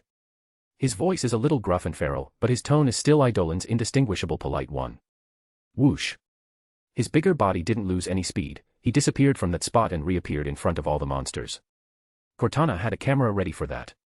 He didn't attack at first, just stayed in front of the biggest werewolf of the group, to show off the difference in size and majesty, and assert dominance. Even a little hunched over to look down, Eidolon is twice the size of the brown werewolf from Dracula's elite. The werewolf almost recoiled in front of his presence. Look at the alpha showing who is the boss. Darcy made a comment that made Eidolon cringe and wince. The women who know him laughed hard because they understand that he just took some mental damage from that. They know he is cringing inside enough to not sleep tonight. So to distract himself from the mental pain, Eidolon grabs the head of the werewolf in front of him. His big transformed hand covers the whole skull of his enemy, and he uses him to beat everyone around with a swing before throwing him in a random direction. Bam! A path is open after the werewolf was thrown, hitting everyone in a straight line. After that, it is like an unseen storm hits them. The watchers can only glimpse at some white blurs of Eidolon's eye-catching werewolf form appearing before an attack is delivered, raising wind and sending enemies flying. It is like the saying, a tiger amidst a flock of sheep. The monsters have no chance. The camera moves around trying to follow Eidolon's moves, but they can only see the aftermath of his attacks and the enemies being defeated. Even though the whole place is starting to crumble, flying slashes hit the war, carving claw marks, and enemies also leave their body imprint, either by the shape of their resistant bodies or with their blood. There is probably a hierarchy among those monsters. Some must be much weaker than the others, but it is impossible to distinguish when they are fighting Eidolon. They are all equally helpless. Damn, scary. Pepper comments. If werewolves could move like that in movies, no one would have a chance. Ben says. Now this is the spirit of Halloween, giving a scare even to monsters. Harley laughs. Is there a Halloween spirit? Like the Christmas spirit? Johnny asks around. On the screen, the camera shakes around as the place falls apart, and even the ceiling is coming down. The screen shows a particular random vampire looking lost, eyes darting around. Suddenly, he seems to notice something and robotically turns to the side. The camera turns with him, to show Eidolon in his werewolf form lying on the ground while staring at him like a wolf ready to pounce on his prey, and what is intimidating about all that is that Eidolon has grown. His bare teeth are as big as the vampire's, like sharp long swords. His full body should be at least 15 meters tall now. Then he opens his, now giant, mouth and starts sucking in. A strong wind pulls every rock and every monster inside his mouth. They disappear like they are entering a black hole. Is he eating them? Pepper asks with some worry. Probably just putting them in a pocket space inside his body. Shago explains. He talked about his stomach being a pocket space before. Stark points out. It doesn't matter how they try to escape or hold in something, eventually the place is squeaky clean. Only Selene, Blade, and Moon Knight are safe behind Eidolon's wolf form. Rumble rumble. The place trembles violently, and Eidolon raises his wolf head to look up. Hold tight, he says. Whoosh. In a moment, he grabs both Blade and Moon Knight in his giant hands, and Selene jumps on his neck. Flexing his legs for an instant, he goes through the ceiling just to reveal that they are like at the end of a giant abyss. Magic traps start flaring, trying to bury this whole place with everything inside. A definitive trap so that no one can escape. You guys really pissed them off. Eidolon comments and starts jumping from wall to wall, his claws hitting the magic traps to slow down the destruction. There is magic to make this place bigger than it looks. If it collapses with us inside, it will not be pretty. He says something worryingly, but he looks very calm. Blade and Moon Knight are thrown on his back, and he starts climbing this giant, collapsing abyss with his 4 limbs. The hole looked like it stretched forever, but he moved equally quickly, dodging the attacks while jumping from side to side. That is like a super action movie. Wonderman says. Finally, he reaches the end, and a huge magic circle opens to block his path. A last lock to keep him inside this death trap. Eidolon makes a last jump to propel himself upwards, and then he quickly spins on himself, so fast that his body looked like a white disc, and he threw several giant silver flying slashes that cut the last lock.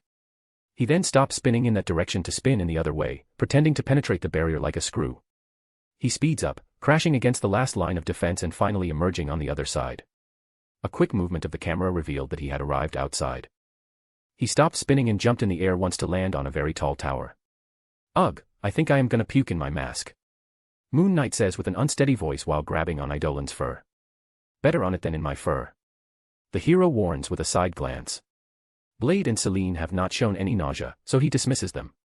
The camera moves to show a panoramic view of the whole area. It spins around Eidolon at the top of the tower, and shows the huge fortress below him. Wow, that place is big.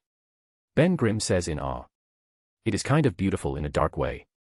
Alicia says by his side. Vampires are monsters, but they got style. Janet adds. Too bad it's probably gonna be destroyed. Eidolon comments while looking around. Why? That is basically a historical site. Can you protect it? Jane Foster asks. You guys aren't seeing, but this place is basically Auschwitz. Idolin replies, the camera showing his side profile. Celine is on his shoulder, while grabbing his face fur to steady herself. But yes. Maybe I just control myself a little. Idolin agrees. With his two hands, he grabs both Blade and Moon Knight and brings them close to his face. Each hanging by their capes between his claws. I am gonna deal with it, you guys can go now. He says while staring at the two very close to his muzzle. I am not going anywhere before finishing my business with Dracula. Blade says stubbornly, and put me fucking down. Don't manhandle me. Yeah. That pale leech still owes me money. Idolin rolls his big eyes and lets them go, but while they're falling his blows a little, sending the two flying to a nearby rooftop, but he obviously controlled his strength. Both Blade and Moon Knight are athletic enough to land safely. Whatever. Do whatever you want. He says before his big eye turns to Celine, I will send some help to you, capture everyone you see, and rescue the victims. I will discreetly send some clones too. It will be done. She nods seriously. So it is a competition. Who gets to Dracula first wins. Moon Knight declares while rolling his shoulders. Idolin scoffs loudly, getting to him. He is the one coming to meet me. After saying that, he takes a deep breath and throws his face to the sky and releases a howl to the moon. He is not only making a loud sound, but the howl is also carrying his strong conqueror's haki and encompasses the entirety of Dracula's palace faster than the speed of sound. Cortana also shows off her camera skills by capturing the moment in a wide frame, showing that his howl moved the clouds covering them, creating a giant hole that revealed the full moon that shines on Idolin's white fur, giving it a silvery glint. That makes a nice desktop wallpaper. Tony says, Jarvis, save it. This can be sold in merch. The camera changes then to show the destruction that the howl is causing. It created such a strong gust of wind that is almost blowing Moon Knight and Blade away. In truth, Moon Knight used it to glide away. The whole fortress trembles, the buildings start cracking and crumbling, as constant shockwaves hit it. And the most impressive of all. The howl forced the wards and magic circles around to flicker into existence before cracking and dissipating completely. The fog and clouds that would magically protect this place from sunlight are blown away. The gargoyles and other pieces of formations are destroyed, and the ground even moves a little like weak waves. Just from the sound alone. Natasha asks, impressed. When he doesn't need to care about collateral damage. Shago comments, a little too proudly. Doesn't he want to preserve the place? He can always restore it later. When Idolin finally stopped, the fortress that previously was in perfect condition looked like it had seen 3 wars and at least a natural disaster. Now here they come. Idolin speaks, and like on cue, people start leaving the buildings. It is like he just kicked a mix of a beehive and an anthill. Vampires and other monsters fill the ground and the sky, moving like shadows. They almost cover the whole fortress with their bodies. That is a lot of vampires. Tony says, surprised. Not all are vampires, some are just ghouls or weak thralls. And this place has existed since the 15th century, 500 years is more than enough to collect this many people. Idolin says to answer him, if vampires are not so elitists, there should be much more. An entire country of them.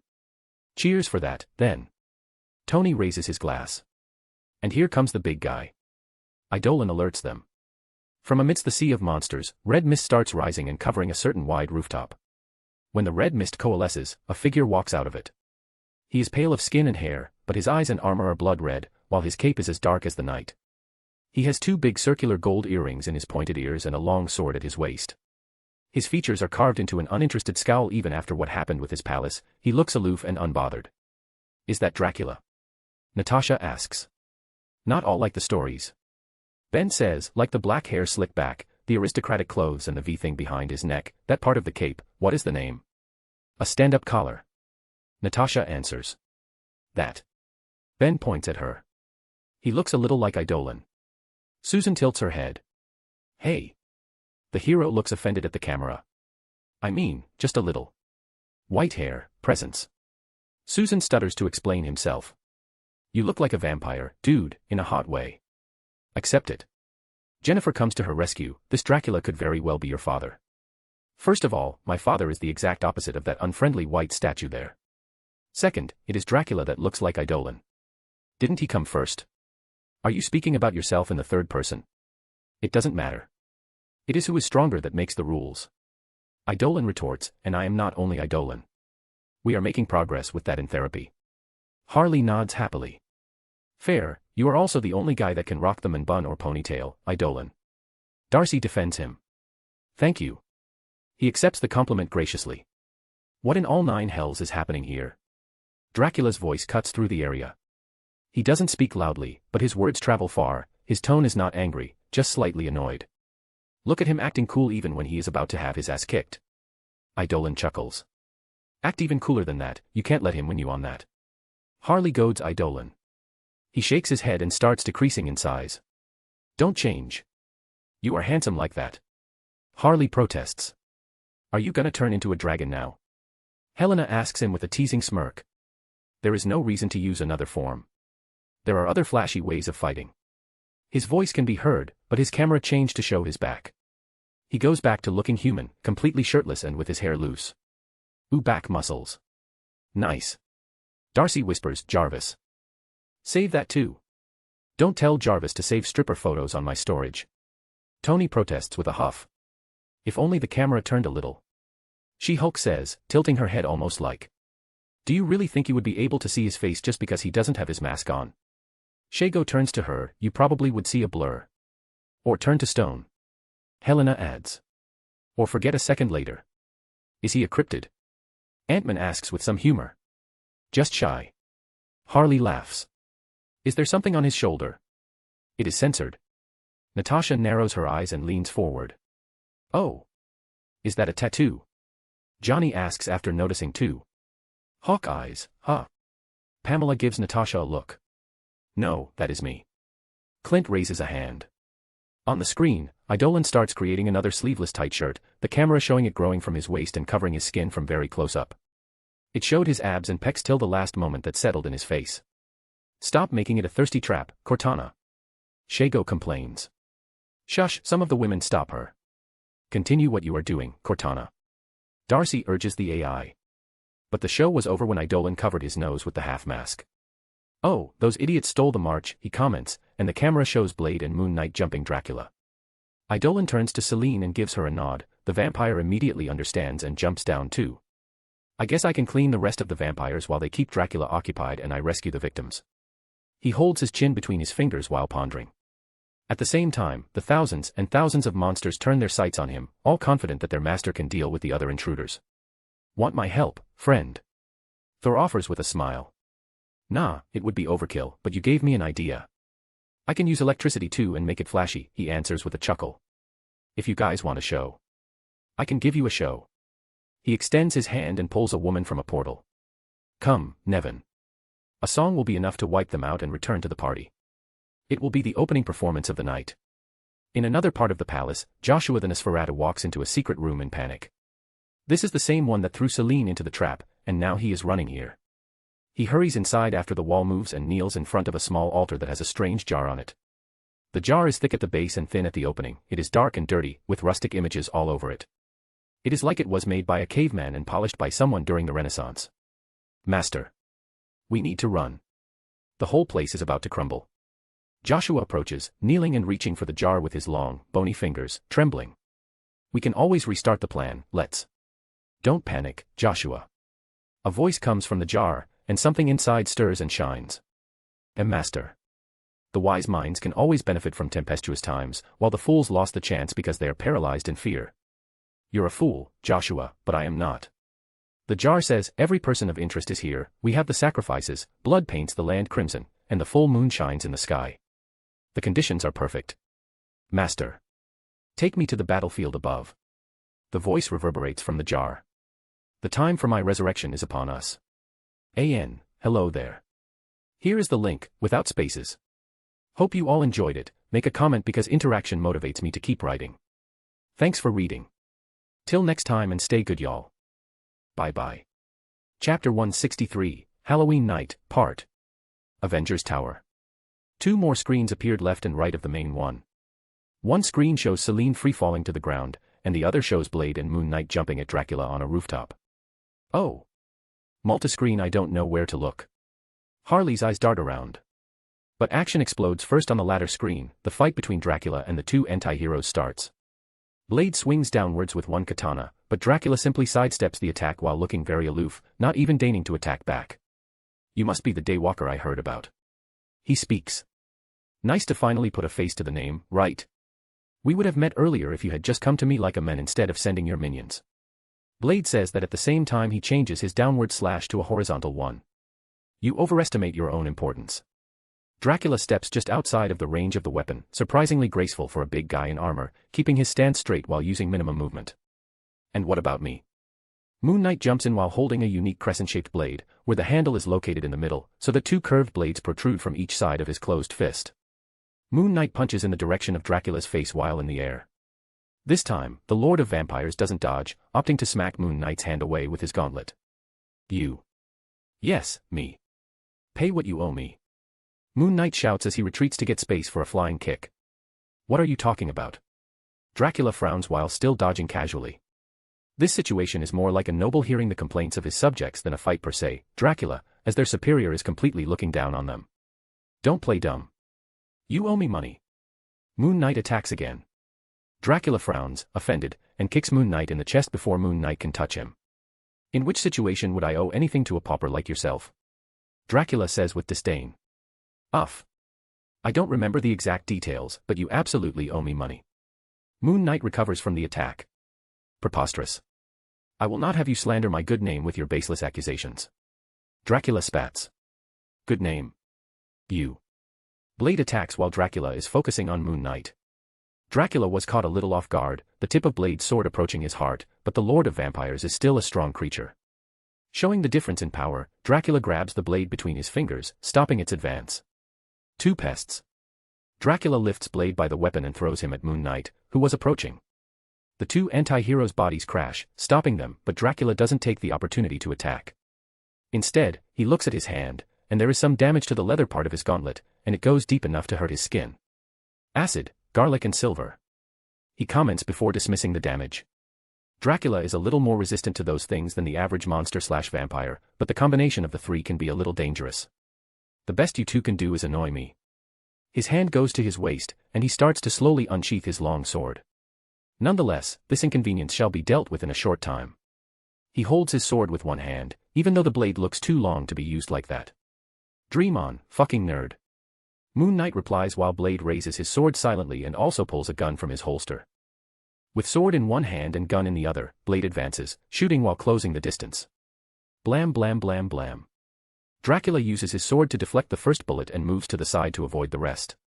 He also advances and attacks Blade before he can shoot more. Clink clink clink clink. A sword duel ensues between the two. Both Blade and Dracula exchange dozens of attacks in one instant, their movements a blur because of their super speed, and sparks fly with every exchange because of their super strength. Dracula's moves lean more to a fencing style, his stance controlled while he moves the bare minimum, attacking with thrusts, lunges, and stabs, sometimes doing a quick swing to recover after his sword was reflected from a crash. Blade, on the other hand, is fighting much more fiercely, using his whole body on every swing, aggressively trying to cut Dracula. From an outsider perspective, it looks like Dracula is miles above Blade in technique, but the Daywalker has his own technique, it is just that being sophisticated is not his style. Moon Knight intervenes by throwing a flying weapon at Dracula, but he just deflected it with his sword. Stop with your bullshit. Dracula says angrily. That is my specialty. Random bullshit super move. Moon Knight shouts and starts throwing more flying weapons at Dracula. The Lord of Vampires' nose crinkles like he is dealing with a swarm of flies, and he acts accordingly. He grabs the hem of his cape and uses it to swat the flying weapons. After that, he dashes at Moon Knight, pulling his sword back a little with the intention of impaling the anti-hero. Whoa. Moon Knight dodges by a hair before starting boxing with Dracula, but the vampire needs only one arm to defend against the attacks. Disappointing vessel of a god. Dracula sneers as he grabs Moon Knight's shoulder and pulls the anti-hero to be stabbed by his sword. Blam blam. But Blade saves his strange ally by shooting Dracula's hand and sword, making him drop his weapon. He also attacks immediately. After all, this is a rare opening where Dracula's two hands are busy. The Daywalker slashes at the vampire, but his katana meets only the air because Dracula adopts a gaseous form for a split second, just enough to phase through the attack and circle Blade to appear behind him. Thwack. Blade receives a backhanded punch on his ribs and is sent flying.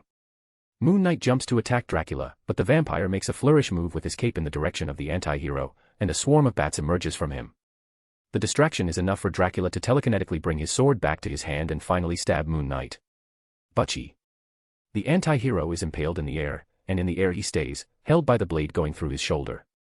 If he hadn't reacted fast enough, his heart would have been pierced. HMPF. Dracula then throws him away like a piece of trash, and at the same time cleans his blade from the anti-hero's blood.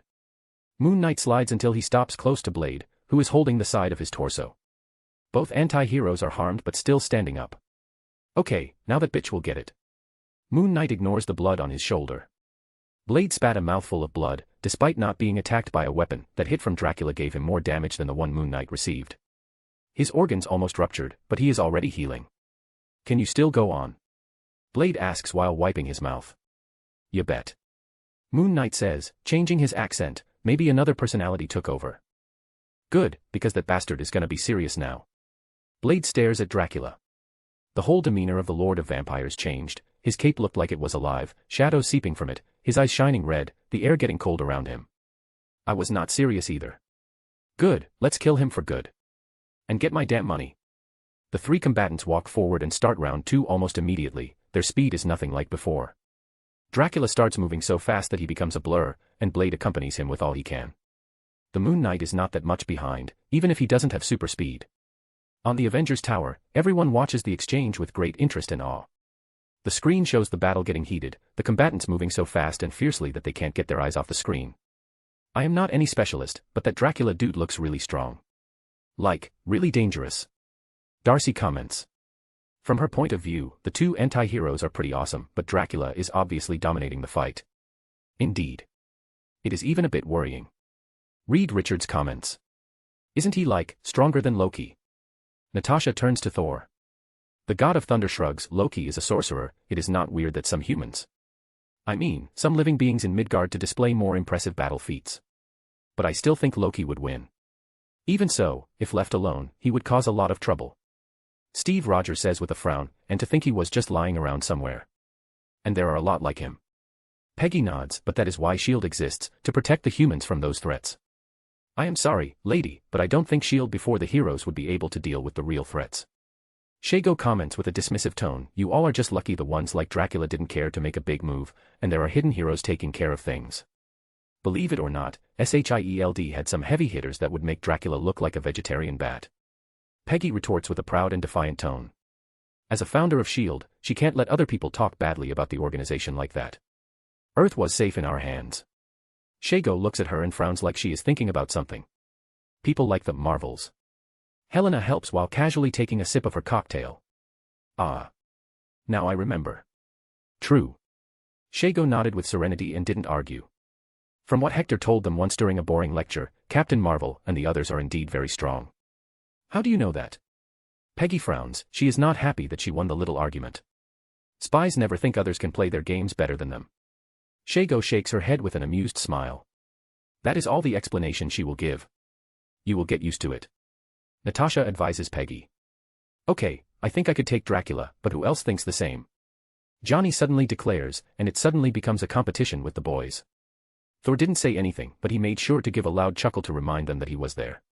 A good punch in that pale guy's face, and he will have to get another coffin.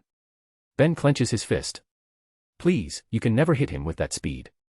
Johnny rolls his eyes and mocks his friend, look at that. On the screen, Dracula is creating afterimages to press on the two anti-heroes. And he can become mist. Johnny adds. I would eventually find a way. He also couldn't hurt me. Ben argues. I don't know about that. He can't drain blood from rock. With a little preparation, I can take him. Tony says. He is simply too fast, dude. Johnny counters.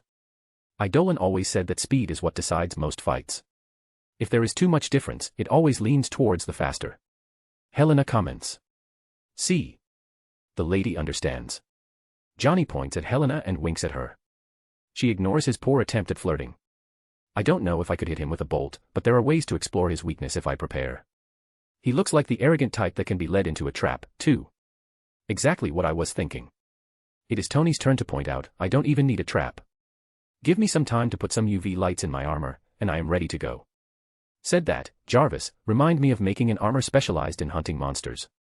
Silver makes for poor protection, but it can be good enough to deal with those things. Another armor, Tony. Really? Pepper looks at him with admonishment and disappointment, don't you have enough? Babe, I swear that I am working on my definitive armor that can do everything and I will never need to make another. Tony grabs her hand to plead like a boyfriend asking for permission to go watch football. But till there, I need to have those specialized prototypes for every situation. Look. There are folklore monsters out there. I am sure that I will be sleeping with some neck protection from now on. I guess you have a point. Pepper concedes unhappily.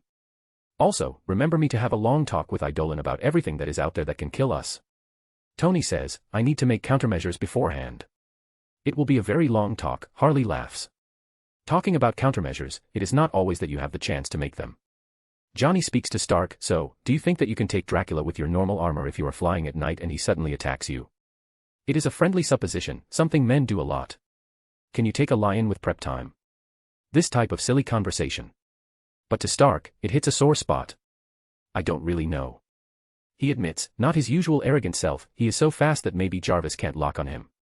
The heat-seeking missiles may not work because he is dead, that Miss Thing is worrying, and if that sword is sharp enough. Pepper seems to notice his unrest because she grabs his hand. He looks at her after feeling her touch and smiles. Said that. I didn't install mini rocket propulsors so that I could arrive fast at a shawarma place. I can always make a strategic retreat and use what I learned to kick his ass later. Then you admit that you can't defeat him. Johnny, a man who couldn't read the room, laughs. That is it, I am installing a nuke in all my suits. Then I will always win, even if I die. Tony suddenly says. Tony. Pepper's eyes go wide. I am kidding. He goes to placate her. Oh, Eidolon is doing something. Darcy, who is always watching the screens with great interest, speaks. Ugh. I hate that bitch. Shago is the first to understand what he is doing. Is that a naked woman? Jennifer raises an eyebrow. She is hot. Johnny comments. Just watch. Harley giggles. On the screen, Nevin appears and hugs Eidolon without caring about her naked torso, her red hair strategically covering her green nipples. Calling for me? She asks sultrily, tracking his jaw with a finger. Transform already. Eidolon replies stoically. Nevin pouts, I will be your care then. Be gentle, after that, her body slowly morphs as she falls into his arms. When Eidolon's hand touches her torso, Nevin is already the guitar devil arm, an electric guitar. Susan asks, confused. It is one of his weapons. Helena explains. How can a guitar be a weapon? Wonderman asks. If the song is very good, or very bad. Ben points out. We are forgetting the most important, is that woman who can turn into a guitar. Janet asks with a frown. Or is she a guitar that can turn into a woman? Rhodes raises another point. A guitar or a woman, what comes first? Harley ponders philosophically. More like a demon succubus vampire or some shit like that. Shago waves her hand dismissively. It seems you have a grudge with her. Natasha comments with amusement. Last time he used her, she clung to him all day like a leech. So inconvenient. Shago huffs. Jealous. Natasha smirks. As if. She was just fucking annoying, and I know she is gonna be a pain in the ass again. Shago crossed her arms unhappily. Can't he use any of his 1,000 weapons without sentience? Okay, but seriously, how can a guitar be a weapon? Wonderman asks again. Everything can be a weapon. Hawkeye talks from experience, but I am pretty sure that anything Eidolon uses can't be normal. He continues with a lot of irony in his tone. What gave it away? Natasha asks with exaggerated surprise. I don't know. The fact that the guitar was a demon vampire succubus was a small clue. He replies with a lot of sarcasm. I am more surprised that he can play. Jennifer's mind is in another direction. He can do anything. Helena explains like it's obvious. On the screen, Eidolon is completely ignoring his surroundings while running his fingers through the strings of the guitar. He hums absent-mindedly. What should I play? Lonely Day from System of a Down. That last solo is fire. It looks like he didn't even notice that absurd quantities of monsters are moving toward him, similar to a tsunami. The monsters move into unison, jumping from roof to roof till they're just above him, ready to clash down. Ah. Hee this will be funny. He decided and hit a note at the same time. He was covered by so many monsters that the people in the Avengers Tower couldn't see him. Blam. The monsters are thrown back by an omnidirectional shockwave even before anyone could get worried for the hero. I am a goofy goober. He whispers so low that no one could hear him. Then he starts his solo. The famous guitar solo that SpongeBob SquarePants performs in his movie. It is not a joke on his part, he is serious. The song is a parody of I Wanna Rock, so it goes incredibly hard, even if Hector heard it first in a children's movie. So to Hector, it will always be the Goofy Goober song. Eidolon's hand moves through the neck of the electric guitar, his fingers expertly sliding on the strings while he makes them scream with his other hand. With each note, purple electricity starts building around him, and bats start appearing to circle him, too.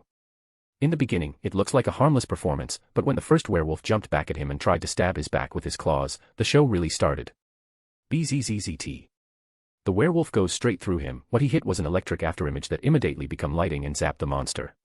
Eidolon appeared on a nearby rooftop, still playing, completely unbothered. More monsters try to attack him, but they are met with the same retaliation. They are all zapped by the purple lightning. Sometimes it comes from the tip of the electric guitar. Each note produces even more energy and bats. The monsters are falling around him like flies, only by getting close. Instead of being afraid, the monsters get even more ferocious in the assault.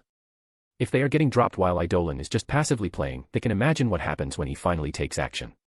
He is preparing something. A random vampire shouts. Stop him. Another screams while conjuring some magic. They change strategy to long-range attacks, accepting that all around him is a minefield of lightning. But it's too late. Eidolon finally decided to go on the offensive, and they will never have the chance to even touch his clothes now. It happens during the high-speed riff. Eidolon's fingers press the strings, and he moves through the battlefield while playing. Each dash leaves purple lightning afterimages that explode a little later, discharging electricity in the area. Lightning as thick as a human arm uncoils from him and the electric guitar to hit anyone remotely closer, and bats fly around creating a net of electricity. He moves around and moves around, getting faster and faster to accompany the tempo of the song. The wind rises, and it becomes clear that he is moving into a circular path. It is too late to try to run away when Eidolon literally creates a storm in the middle of the fortress. A gray hurricane spins so fast that it sucks all the monsters inside. It is charged with purple lightning that flashes Eidolon's silhouette playing Nevin all over the place. And all of this is happening while Eidolon is ripping a very nasty guitar solo. It looks like the wind is making the music louder, or at least carrying it far away without interfering with the sound. Or it is one of his powers or one of the magical properties of Nevin. Damn, he can actually do anything. Jennifer admits. Right. He is killing it. Harley bops his head to the song. That is, I Wanna Rock, from Twisted Sister. Tony says, Eidolon knows the classics. He nods his head appreciatively. You guys will have to do your best now, having Eidolon as the opening of the show. He talks with the musicians who are about to perform at the party. On the screen, Eidolon is now just passively capturing every monster in the area with his hurricane, not even deigning himself to appear and confront them directly. They are zapped and dragged inside the hurricane to never be seen again. It is a little more than a 2-minute guitar solo, but that was enough to clean the fortress. But the music eventually slows down, and the hurricane too, the storm slowly disappearing and Eidolon emerging at the top of a pointy tower while making the symbol of rock with his hand. Happy now? He asks the camera, his voice emotionless. Yes. Thank you. Harley smiles cheekily. I know you can't say no to this face, she points at herself, and using the tips of her index fingers to press her cheeks. What did you do with all those monsters? Ben asks. The whole place is cleaner than my room. They are in a better place now. Eidolon says solemnly while keeping a hand over his chest. Everyone chuckles. You teleported them to another place, right? Jane Foster asks lightly. But Eidolon just stares at the camera ominously. Right. Now her face fell. I don't know if it was intentional, but we just recreated that scene in Attack of Clones. He points out and ignores her question completely. The truth is that she is right. He indeed teleported them to a prison of his, but it is good to always keep a dangerous image, especially because he didn't kill anyone, allegedly, as he is being filmed. People know that in reality heroes kill in certain cases, but it is completely different to show him using lethal force against enemies that are no match for him. There are the kids who will probably see it too. So he spared the monsters. Most of them, probably. Let's say that he was a little careless while kidnapping them, and some were hit by a great number of lightning strikes. So some casualties should have happened. But he doesn't feel guilty for a second. Each time he uses his X-ray vision, he can see how they used humans around here. It is not pretty. He will not have an excuse to rain down punishment on those monsters without showing the public the atrocities committed by them, but at the same time, revealing it like that would widen the rift between the two groups. It is completely different from them simply knowing that vampires have to suck blood to survive and showing it in graphic detail. It took longer than an instant victory, but it was still a one-move win. Harley says to him. Whatever, I will just end this and... Eidolon trails off, his eyes moving to a specific spot. Coincidentally, the place where he was looking was being shown on the third screen. While flashy fights are happening with Eidolon and Dracula, Celine is much more subtle. She is moving inside the buildings while rescuing captured humans with the help of Hector Shadowkhan. The group of shadow ninjas slowly recovered since he left all of them in the One Piece world. What? The people watching obviously noticed his loss of focus and paid attention to the third screen after Cortana made sure to show that that was what he was watching from his point of view. You even gave your favorite handgun to her. Shago comments after seeing that Hector lent ARMS.454 Castle to Celine. But the focus is not on her. It is in the individual that she stumbles during her search. It is that Nosferatu Joshua. Eidolon narrows his eyes, his gaze focused not on the monster but on what he is holding. Everything happened incredibly. Celine pointed her gun at him. Don't move. Joshua acts in panic, immediately raising his arms in the air, holding a strange jar, before smashing it on the ground. Bang bang.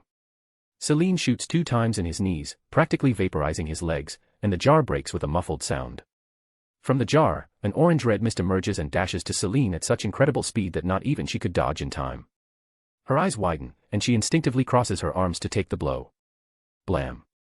But Eidolon suddenly appeared in front of her and swung Nevin like a club. The hit was strong enough to disperse the mist and sent it flying away. Eidolon narrows his eyes again. He used hockey, and he was not able to damage that thing. Even if it is something from another universe, hockey has at least a little effect in similar situations, especially Hector's hockey, which is so strong. But he feels that if not for Nevin having demonic magic power coating it, he would not be able to damage that mist at all. Thank you. Celine says behind him. He nods and watches what is happening in the battle against Dracula. That is exactly the direction where the mist went. Hyde is like the boss adding an extra shift when I am about to clock out. He sighs. The mist just entered Blade's body. I am lost now. What is happening? Jennifer asks around. A damn last-minute big villain reveal. It is Eidolon that answers, sounding tired. Oopsie, Harley makes a sound. It is not your fault. Eidolon says, understand that she may feel guilty for making him hold back. Eidolon disappears from its spot and reappears on the bridge where the battle against Dracula was happening. The fight obviously stopped. Both Dracula and Moon Knight stare at Blade. The body of the Daywalker is emitting strands of that mist while he looks in pain, or at least struggling with something. That doesn't last long. While he is trembling and hugging his own body, almost crouching down, Blade suddenly goes completely still and straightens himself like nothing is wrong. The big smile on his face shows that there is something very wrong. Ha ha ha. And tonight I return. He laughs to the night sky, opening his arms. The first vampire lives through it, fated vessel, the Daywalker. I, Varney, live once more. Varney. Eidolon narrows his eyes again and thanks the cliché of villains monologuing and saying their own name. Varney. Thor and Dracula also reacted to the name. Who? Jane asks Thor. Did he say, first vampire? Isn't that Dracula? Tony adds a question on his own. Thor leans forward. Do you know about Varney, Eidolon? His tone was surprisingly serious, raising everyone's worry twofold. I read about him. A very ancient dude who gave Dracula his powers. Apparently, Dracula is only famous because he propagated vampirism. Varney existed since before the Great Cataclysm. Eidolon comments while not taking his eyes off Varney. What is the Great Cataclysm? Jane asks. It is what submerged Atlantis and Lemuria. Varney was an Atlantean sorcerer before becoming the first vampire. The hero explains. Oh, and here I thought that I erased all traces of my existence. Varney finally speaks through Blade's mouth. I didn't think someone would still know me in this day and age. Especially a human. I read about you in the Sorcerer Supreme Library. Eidolon says, and Varney's smirk disappears. His words are chosen precisely to hit his opponent in his ego. You know, the thing you failed to become. He taunts, eyes becoming crescents to show that he is smiling big under the mask. Varney frowns angrily at Eidolon. How are you alive, Varney? Dracula suddenly interjects, also showing a frown. You said that you would die, and that is why you chose me as a successor. Oh, Dracula, I really died. I just kept a little assurance to my revival if our race even found itself in danger. Like tonight. He looks around to show his point. Don't listen to him. He is lying. Eidolon enters the conversation. He probably never pretended to die.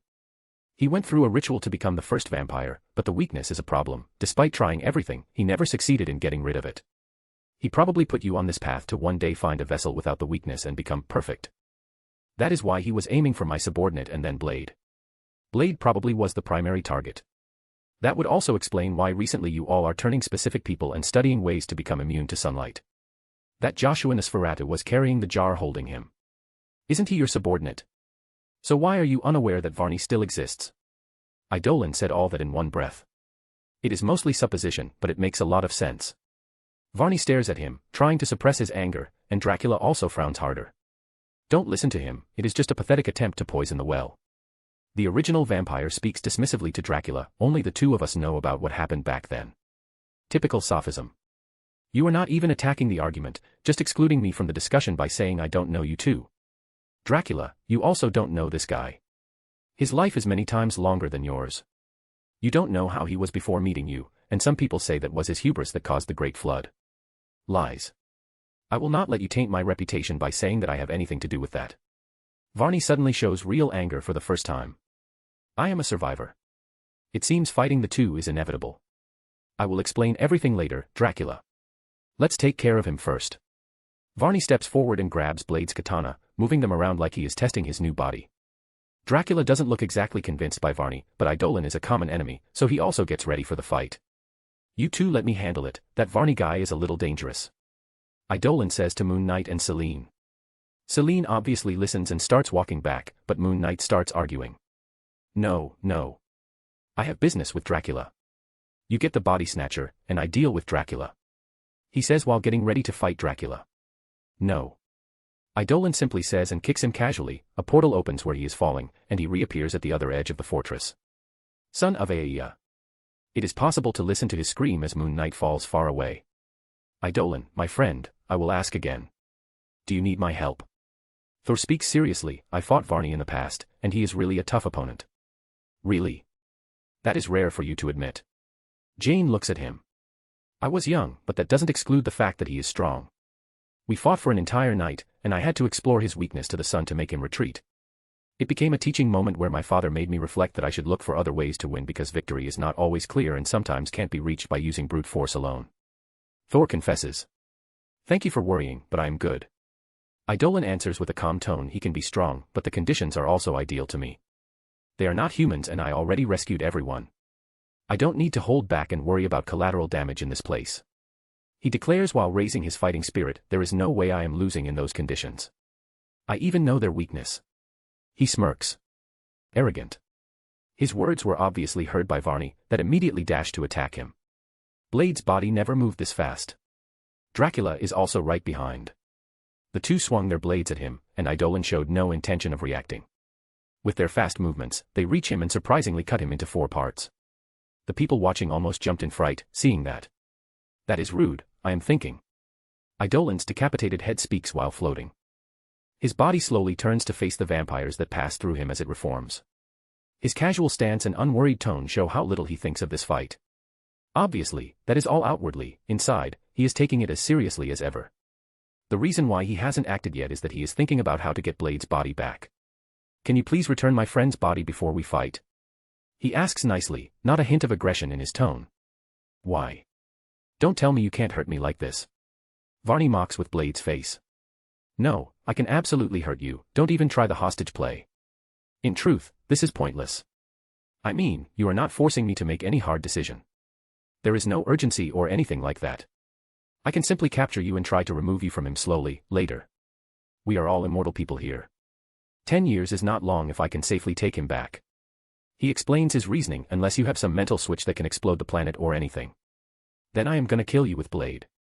His tone gets a little cold at the end, but he is still talking casually. Oh, ruthless aren't we? Varney chuckles evilly. Can you really do it? Yes. Eidolon said so fast and without hesitation that caught everyone off guard. I will try my best to save everyone I can, but if I don't have a choice, I will not hesitate to kill even my friends. I hope they do the same with me. He is speaking so seriously that the watchers get solemn. It is nothing new that Eidolon takes his hero job seriously, but it is moments like those that remind them of that. I am gonna give you a demonstration. Eidolon pulls Nevin, who was hanging on his back, to his front and plays a note.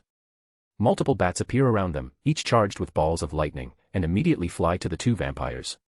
The two display their speed by dodging the complex chain of attacks, sometimes cutting the balls of lightning with their swords. Eidolon just watches their move with interest, learning their pattern. He is still calm when they finally close the distance and try to stab him, now knowing that cutting will not work. Clang clang clang. But Eidolon parries their attacks with the arm of his guitar. A closed-quarter combat starts, the two vampires pressing while Eidolon fends them off. This fight shows how strong Varney and Dracula really are. Varney blows are strong enough to make Eidolon slide back even when he parries, and Dracula is not that much behind him. The hero continues to step back while dodging and parrying, eyes moving from one opponent to the other. It is when they decide to do more than attack with swords that he counterattacks. Varney holds one of his katanas in a reverse grip and points a finger at Eidolon. From that finger, a dark red magic circle appears. Eidolon's eyes locked on it. The hero immediately kicks Dracula away, and gives a quick step forward so fast that he looked like he teleported, invading Varney's space and slapping his finger away with the arm of his guitar. Bzzzzz. He also zapped Varney to paralyze the original vampire for a second. Eidolon raises his right hand, his fingers stretched and joined together in a spear-like fashion, and he stabs Varney through the heart without any mercy. But gee. His arm goes all the way till his biceps, appearing on the other side smeared with blood. Damn. Someone exclaimed. Some women cover their mouths with their hands. Eidolon removes his arm swiftly and with a wet sound, Varney falls to his knees while vomiting blood. Here is your example. Eidolon says coldly while looming over him, cleaning his arm with fast move. He was not fucking kidding. Wonderman whistles. Eidolon keeps staring at Varney for some time before he reaches out with his hand and, surprisingly, heals him. You are really committed to his body, huh? I thought I could bait you to leave it, but it seems it will not be that easy. Are you that confident in your healing factor? Eidolon bends a little to stare at Blade's face from close, his eyes boring into Varney's soul. Or it can be that you can't leave this body even if you want. He asks before slowly standing up. You. Varney looks at him hatefully.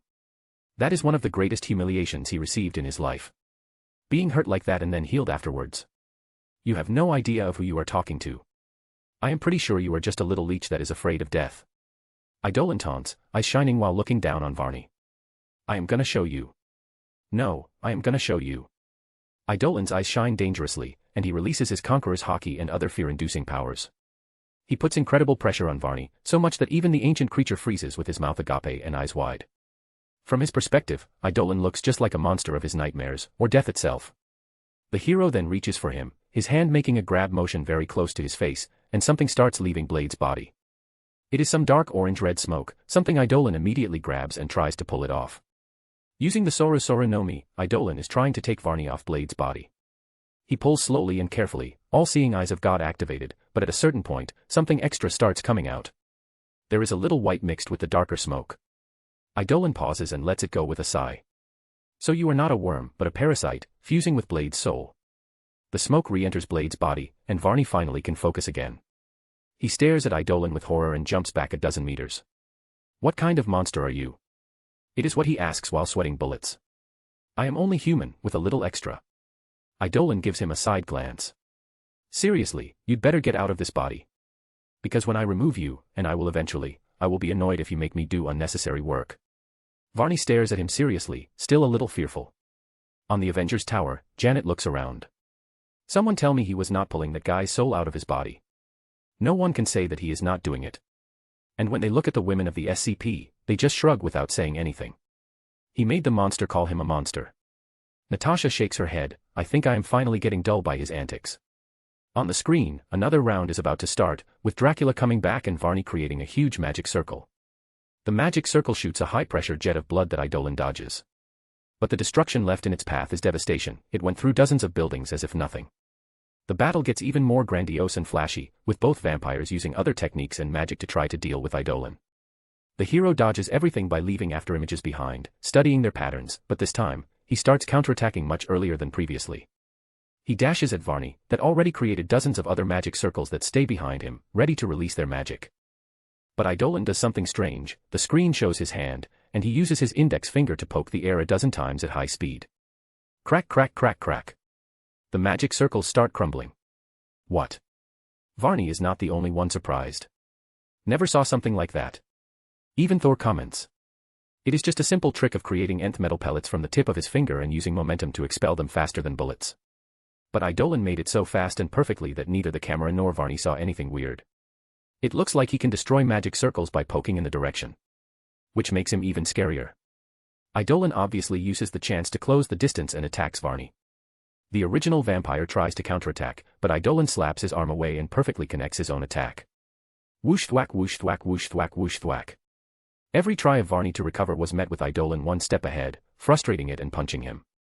If he swings, Eidolon stops with a tap on the forearm and punches. If he makes a magic circle, Eidolon destroys it and punches him.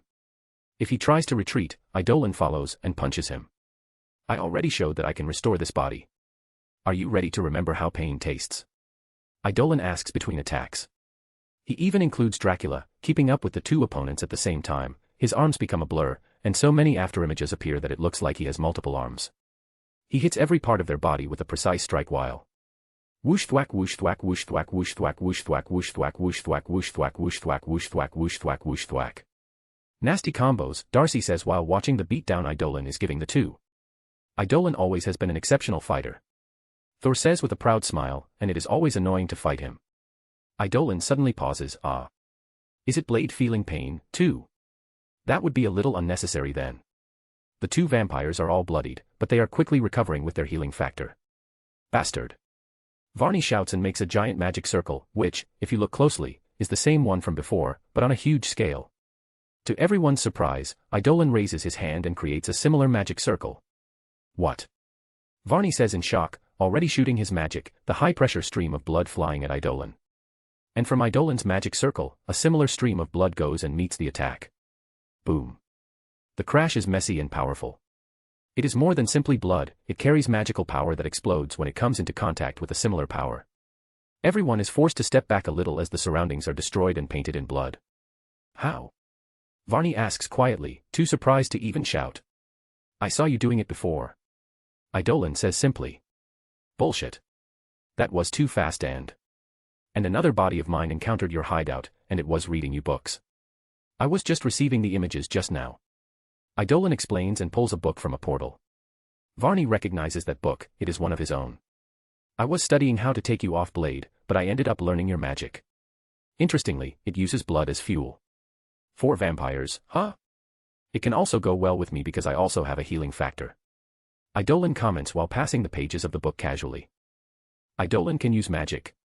Darcy asks the SPC group. And he still opens his mouth to say shit like, everyone can learn his techniques. Shago scoffs. Even so, you couldn't have learned that too fast.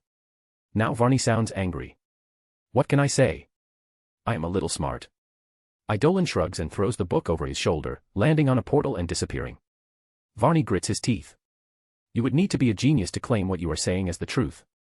What matters right now is that I think I am close to figuring out how to remove you, so this is your last chance, Varney.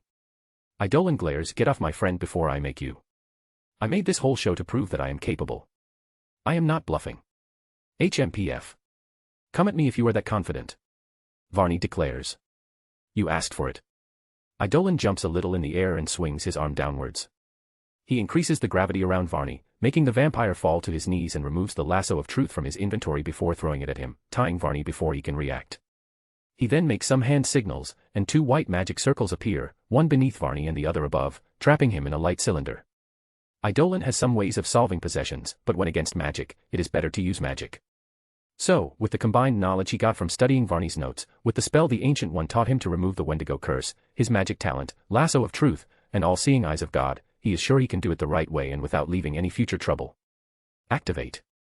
He says, there is no complex chant or anything like that. Arg. Varney shouts in pain, fangs exposed, after Idolin makes the magic circles activate. It could have been painless. Idolin comments while extending his hand to the formation.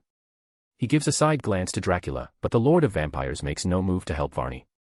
It seems he doesn't trust his benefactor. Idolin then put his effort into activating his recently created formation. One magic circle is to protect Blade, and the other is to expel Varney. The lasso of truth is what makes the magic circles distinct between the true self and the invader. The Ancient One would call it sloppy work, but a gambiarra, Brazilian word for a quick-fix solution using unusual ways and tools, like pulling a MacGyver, will work just fine. The 2 magic circles light up and practically create a pillar of light, obscuring what is inside, but the screams of Varney can still be heard. Then, inside the light, an orange-red mist starts appearing as if it is tainting the space. Finally coming out. Idolin smirks. He can see that Varney was finally removed from Blade's body, as expected. What he didn't expect was that the orange-red mist that is Varney's soul would be able to break the enclosure and escape into the air. Now I am surprised. Idolin looks up. Varney is really capable, his age and his status of almost becoming a sorcerer supreme are not just for show. Varney stops in his soul form, eyes and a mouth appearing to snarl at Idolin. Now you have done it. Varney shouts. The ground starts trembling, the streets light up with a red light, and then the fortress starts collapsing, a huge hole, like an abyss, starts appearing. I don't want to resort to it. Varney says regretfully. I had the perfect vessel. Then the ghouls start flying at Varney like a swarm of insects. They hit themselves and their souls with such strength that it damages their bodies, and they don't stop. The ghouls mash together until they become an indistinguishable mass of meat. It becomes a disgusting meatball, wiggling and twisting. Ugh, hi. Darcy puts a hand on her mouth. I think I am gonna throw up. Jane also looks away. It is a horror movie, ladies. Tony jokes. But that is not CGI. Pepper says in distaste, forehead on his shoulder, to not look at the screen. Hero work is not always pretty. Ben nods. He has been inside big monsters enough to know that it is not always a glamorous job. You should have pixelated it, Cortana. Harley jokes. I am against censoring. She says hypocritically. Earlier, she censored Hector's birthmark. The mass of meat finally starts taking form, a humanoid shape appears like it is being molded by giant invisible hands, or maybe the real form is trying to get out of that meatball. You are really abusing the immortal gimmick of vampires, huh? Eidolon comments, should I attack him? He asks the camera. That would be boring. Shago shakes her head. If you think you should do it. Harley suggests. He is probably going back to his original body or something. He, indeed, should become stronger than with Blade's body, but his weakness will return. So I am not worried. Eidolon says, in his soul form, he can be tricky to deal with, but with a body again, it will make things easier. Dumb of his part, no. His guess is absolutely correct. That is not how Varney wants his resurrection to go. This part of the ritual should have happened while he was still possessing Blade's body, so that he could make it his own, in his image, restoring his full power and without weakness. But now he has no choice. Eidolon is simply too much. Finally, the return is complete, and Varney is reborn. That is the appearance he used in our fight. His true self. Thor says seriously, be careful, my friend. If he has a weakness and is slightly slower than me, it will be an easy fight. Eidolon says to assure him. Are you sure he was a human? That looks like a gorilla. Shago asks. Indeed, Varney's body is monstrous. Some vampires can become anthropomorphic bats, human-sized abominations that encapsulate both human and bat in one. But Varney is a little different from a normal werbat. He has a strong chest and a large waist, his stomach is like a barrel. His arms are not fused with wings, like the average werbat, his wings are on the back, something reserved only for high-level vampires. His arms instead are thick and long, passing his knees, his forearm as thick as his large biceps. The fur covering his body is neither black nor gray, it is brown, but closer to orange. And his face is not the face of either a bat or a human, but something similar to a gorilla, with thick brows and a flat nose. His ears are long like vampires, but his earlobes are equally big, hanging like natural earrings. So you are really a Gigantopithecus. Eidolon comments when Varney's huge form lands in front of him. He is bigger than the Hulk by a small margin. Giganto what? Wonderman asks. Gigantopithecus. It was an extinct ape, wait, is he really an ape? Reed answers.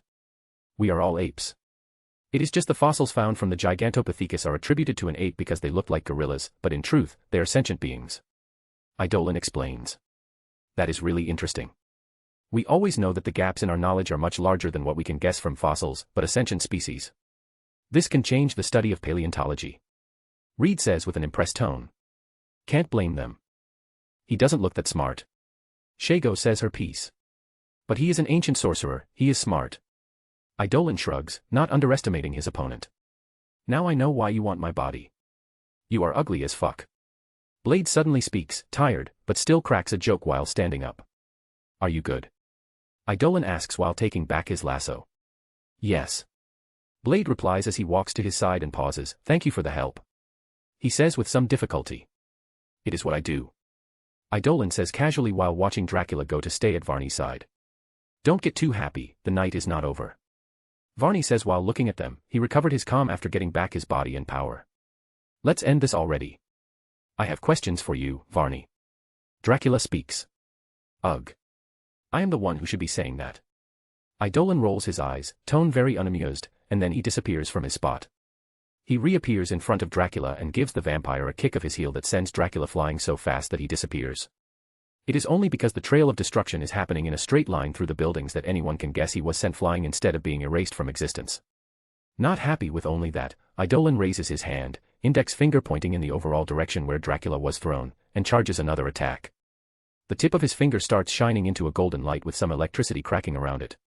He is imbuing Hammond in his light powers. A X spins on his finger before he shoots a laser. The laser is short-lived and disappears as quickly as it was shot, but it made a horizontal cutting motion. Glint 1. He shoots, and 1 second later. Boom. The horizon, that entire area of the fortress, explodes. A curtain of explosion, fire, and smoke rises, illuminating that part of the scenery. Eidolon turns to Varney, his back to the explosion that is so strong that the shockwave generated a wind that is blowing his hair. His features were obscured because of the light at his back, but his eyes were shining dangerously. Even without using any power to induce fear in Varney, the villain's dead heart started beating faster. His long-dormant fight-or-flight instinct is coming back at full force. I am done with your cockroach ways, and nothing is holding me back anymore. He says, you can already start regret resurrecting in my era. Hello there. The plan was to end this fight in this chapter, but researching a little, I discovered that Varney was actually strong and really fought Thor and put up a fight. So he will have the opportunity to show off what he can do. Let's give the guy a little respect before he loses because he has an easily exploitable glaring weakness. Hopefully, he has a trump card on his sleeve. He must have, he is a magic user and super old. Stay safe until next time, people. Bye. Here is the link, without spaces. Hope you all enjoyed it. Make a comment because interaction motivates me to keep writing. Thanks for reading. Till next time and stay good y'all. Bye bye. Chapter 164, Halloween Night, Part Final. Check the note at the end of the chapter for a little surprise. Enjoy. Third-person POV. After Eidolon sent Dracula flying in through a light attack to keep him from regenerating, essentially taking him out of the fight, he doesn't waste time and raises his finger in Varney's direction, too. The finger lights up, and Varney immediately goes on alert, seeing that attack again. Glint. He jumped before the laser was shot, and succeeded in dodging the attack, but what he didn't take into account was that Eidolon predicted that. Above his head, a portal opened, and in that moment, half of his body disappeared inside it. Varney's eyes widen when he suddenly finds himself emerging from a portal on the ground just beside Eidolon. And the hero is already ready to strike. He is holding Nevin like a club, pulling back and gathering momentum like a baseball player ready to aim for a home run. Thunderbugwa. He says in his mind, imitating Kaido's attack. Don boom. Eidolon swings, the attacks clear the air like it is erasing everything in its path, then the vacuum pulls the air back and creates a shockwave that destroys the surroundings. Varney was quick to go back through the portal, and lucky that he had wings, so he was able to dodge most of the attack. Drip drip. But even so, the damage is huge. The rightmost part of his upper body was destroyed, as if someone had taken a bite of it. Only his head and a little of his brain and jaw exist, hanging almost loosely. The portal also squeezed him, and he had to sacrifice chunks of his arms to go back through it. But even so, he is alive, and he is regenerating at an incredibly fast pace. Even the destroyed part of his head is restored. That is some healing power. Natasha speaks while watching Varney recover from Eidolon attacks and becoming brand new again. It reminds me of someone. On the screen, Varney raises his 2 arms and joins his wrists, his hands forming a cup shape with all his fingers separated while pointing at Eidolon. From his fingertips, thin orange blasts of energy fly in a curved trajectory to hit Eidolon from all sides. 1. Eidolon makes no movement to dodge, and it looks like he is going to get hit, the blasts almost touching his body. But suddenly, plate-sized wormholes appear all around his body and swallow the attacks. Boom boom boom boom boom boom boom boom boom boom. And 10 more wormholes appear around Varney, connecting with the others, so that his attack hits him instead. Cool as heck. Darcy nods impressed. Eidolon is so bullshit. Jennifer comments with an impressed and disbelieving tone. Right. How do you fight that? Darcy replies while gesturing to the screen. While Varney is being bombarded by his own attack, Eidolon dashed at him and delivered a strong punch that created a shockwave that cracked the ground. Boom. The attack was strong, but Varney's body is not weak either. His torso was not completely blown off. Instead, it is possible to see the bones of his upper body being pulverized, beneath his skin, only soft meat and blood as his body behaves like a sack with gelatinous substance inside.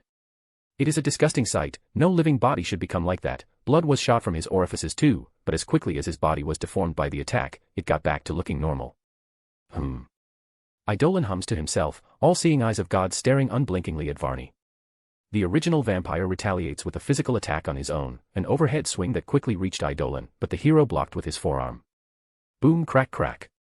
Now Varney proved himself physically strong, because Eidolon's leg sank into the ground till his calves, and the floor cracked under him. He is not affected, though, in truth, this only made him a little stronger. Eidolon turned his forearm a little and grabbed Varney's arm. Crack. He pulls the opponent to him while dislocating his elbow and starts punching with his free hand. Bam bam bam.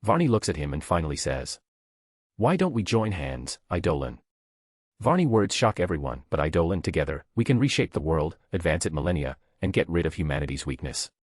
This way, the world will survive the next disaster and the many yet to come. He speaks passionately. The people watch in silence. Is that your big plan? Let me guess. You are trying to make everyone a vampire. Eidolon doesn't show what he thinks of this proposal on his face. That's the original plan, yes. Everyone will become strong, fast, unaging. That is the next step in evolution. That will bring equality. No more disadvantages thrown by fate, gods, and the universe at unlucky individuals. Things will be fair. I heard that, next step of evolution, part before. Eidolon comments with some amusement. I never went forward with this plan because the fatal weakness of vampires would condemn all humanity to hide during the day, but now the solution is at my hands. Eidolon releases a low chuckle hearing that, but doesn't interrupt. The world will progress much faster when someone strong takes the reins of control, the whole population finally united in something that transcends all barriers. Varney continues to give his speech. Eidolon nods in understanding. Instead of getting locked in this endless battle tonight, why don't we put our strength into this plan? Varney speaks to Eidolon. Join me, Eidolon. A true hero should do everything in his power to keep his people safe. Is that what you told Vlad Tepes before you sent him to impale all those people and become a vampire? Eidolon asks with a small laugh. Varney's face gives that Eidolon must be, at least, half right. But I guess you have a point. Eidolon eventually says to everyone's surprise, if we look at the vast universe, the crushing majority of the powerhouse species adopted a centralized power system.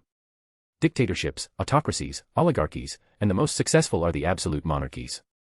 Curiously, they always reach this political system before breaking the barriers of space travel. It is almost like reaching this point, the whole world really needs to unite. He speaks while caressing his chin. The people watch with strange and even worrying faces, seeing him agree with this. With the exception of the ones who truly know Eidolon. Yes. I knew you could see my point. Varney smiles. Democracy is stupid, and I don't know how it reached the point that it is today. How could everyone have the same voting power? Is a stupid low IQ person's opinion and a well-educated person's opinion worth the same? An evil person and a good person vote annulling each other. Ridiculous. The ones holding power should be the ones capable of using it properly. I can understand how democracy arose in response to bad rulers, but in an immortal empire, democracy becomes obsolete. Well, you more or less have a point. Every system gets corrupted at some point. It is through cycling that we kept going. Eidolon admits. And there will be no need for more cycling. No more fall and rise of empires, if we make an immortal empire. At this point, Varney is super animated. Yeah. My workload would drop considerably with that. Eidolon nods many times. But I refuse. Eidolon goes from agreeing with him to immediate stone-face rejection. What? Even Varney is a little shocked and surprised by the sudden change. One of the things that Eidolon, like the most is to find someone who thinks they are hot shit and say no right to their faces. Yay, perfectly used reference. He is even posing a little with his hands on his waist. Puffed. The first to break was Shago, immediately followed by Harley. Ha ha ha ha. The clown woman threw her head back to facepalm. That is so him. Not gonna lie, I am a little worried that the guy would accept. Stark comments, I was almost calling for my armor. He says in a joking tone. Eidolon is not that type of man. Susan defends the hero. I know, but you have to admit that the villain's speech is a little convincing. Tony turns his palm upwards while shrugging. He is an old fella, he must have some charisma and a lot of practice in manipulation. Natasha gives her opinion. While Eidolon is posing slightly with a stony face, Varney frowns angrily. Are you gonna stubbornly cling to some misguided mission instead of seeking a definitive solution? Varney still tries to talk calmly. HMPF, you can stop now. I already made my joke. Eidolon scoffs, your little tricks won't work on me, I already see through you. I can spend all night tearing apart your words, but I will be brief. Eidolon points, let's suppose that you succeed, what about the blood that vampires drink? From what I know, you guys don't feed on each other, and don't even start with, from now on we are gonna feed on animals. Please, you had 5 centuries since Dracula to try to work on that, it is not gonna change when vampires get in power. Varney narrows his eyes before talking, I admit that something will look bad when spoken loudly. While he is saying that, Eidolon is looking at the camera over his shoulder and gesturing at him with his thumb. The cheeky frown of his eyebrows is like he is saying, get a load of this guy. With our power, we could very well force all vampires to never feed on humans, not that there will be more humans to feed. But that would cause discontent between the vampires if they only feed on animals, and I have the solution to that. Here we go. Eidolon once again points at him with his thumb while looking at the camera. There are humans that would not be worthy of existing in the new world we create, undeserving of ascending. Let me guess. Instead of genocide, a human farm. Eidolon's eyes and tone are fully mocking. But Varney ignores him. I said that it would look bad just by speaking it loudly. As a hero, you must be in constant contact with the evil and stupidity of humanity. Imagine how good the world would be if the lowest of humanity were gone. The bottom of the barrel that drags humanity down. He argues. Eidolon chuckles. I prefer to put them in jail, but tell me, how many people would be in this farm? He seems to humor the villain. Half of humanity. Eidolon holds back a laugh at the answer while the people watching gasp. I mean, logistically it makes sense. In this case, humanity should decrease a little because vampires are immortal. Eidolon's tone is laced with sarcasm. The ones who know him can guess that it is to mask some anger bubbling inside him. But that is not the bottom of the barrel. Half of humanity is not evil, even guessing exaggeratedly, the number shouldn't be 10%, and from those, just a small number would even deserve such harsh punishment. And I have property to say that, I literally counted. Everyone can do evil, but just a small fraction of humanity is truly evil. And let's be honest, stop with your bullshit, your main goal is not progressing humanity or saving the world. You just want to save yourself and rule the rest of the world in the meantime. Eidolon's tone is condescending. The truth is that you are evil, Varney. Don't try to sell your methods as questionable actions for the greater good. You are doing all of this for yourself and nothing else. You would not even be talking with me if I weren't stronger than you. Don't think that I showed everything. Eidolon interrupts. There is also that blatant lie about equality. Please, the vampire hierarchy system disproves you immediately. Again, you just want to be above everyone else, followed by some elites, then other vampires that you will not bother to look in the face, and then the humans that you will treat like cattle. Eidolon draws a triangle in the air and cuts it to create a social pyramid. The light drawing floats in front of him, his index finger finishing it. That is not what I do, Varney, and not how it works. Eidolon puts the tip of his index finger on the top of the pyramid. The few people that holds power shouldn't stay on the top oppressing the rest, they should be below supporting everyone. He moves his finger in a clockwise movement, making the pyramid spin till is upside down. Nonsense. What childish outlook on how the world works. The strong serving the weak. Preposterous.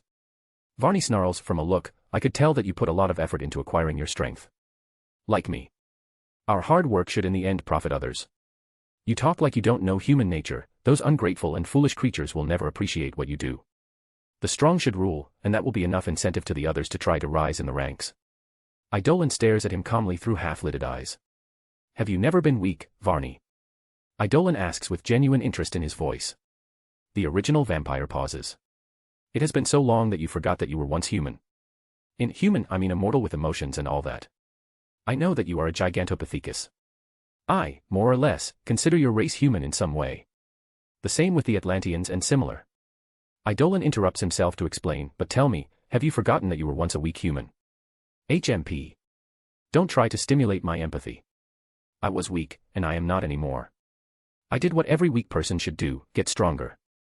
Till there, they should obey the strong ones. And you are never once protected when you are weak. Never once. Eidolon continues to ask with genuine curiosity. He knows that is a rhetorical question. Few living beings never need protection. Almost any race born naturally needs some protection in the early stages of their lives. Knowing that Varney is too prideful to even admit this fact, Eidolon smiles under his mask and continues without pressing for an answer. Even I needed others to protect me. Many individuals protected this very planet where I was born before I even dreamed of existing. Who knows what would be of me and everyone else if they decided not to do it? Eidolon opens his arms. And of course I was once personally protected too. Eidolon gestures to himself by pressing his hand lightly on his chest.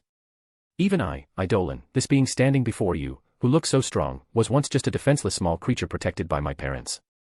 My late mother, a woman infinitely weaker than me, carried me for months in her body and held me for many more. And only because of her that I exist and I am here at this very moment. Varney feels Eidolon gaze, almost making he taking a step back. The hero's gaze is accusatory. Like he is saying, aren't you the same, and Varney can't deny the truth under Eidolon's scrutiny. And you know why she did that. The species survival. It is instinct to pass the genes forward. Varney answers automatically, without even thinking much before saying. Eidolon's gaze changed from accusatory to something akin to pity. You really forgot what it means to be human. His tone now carries a sad sigh. I know that humans are animals, but we are also much more than that. This reductive speech that we just eat, fuck, and kill doesn't hold. Varney doesn't like that. When was the last time someone looked down on him like this? And it happened multiple times this night. Come on, are you really gonna let me say that?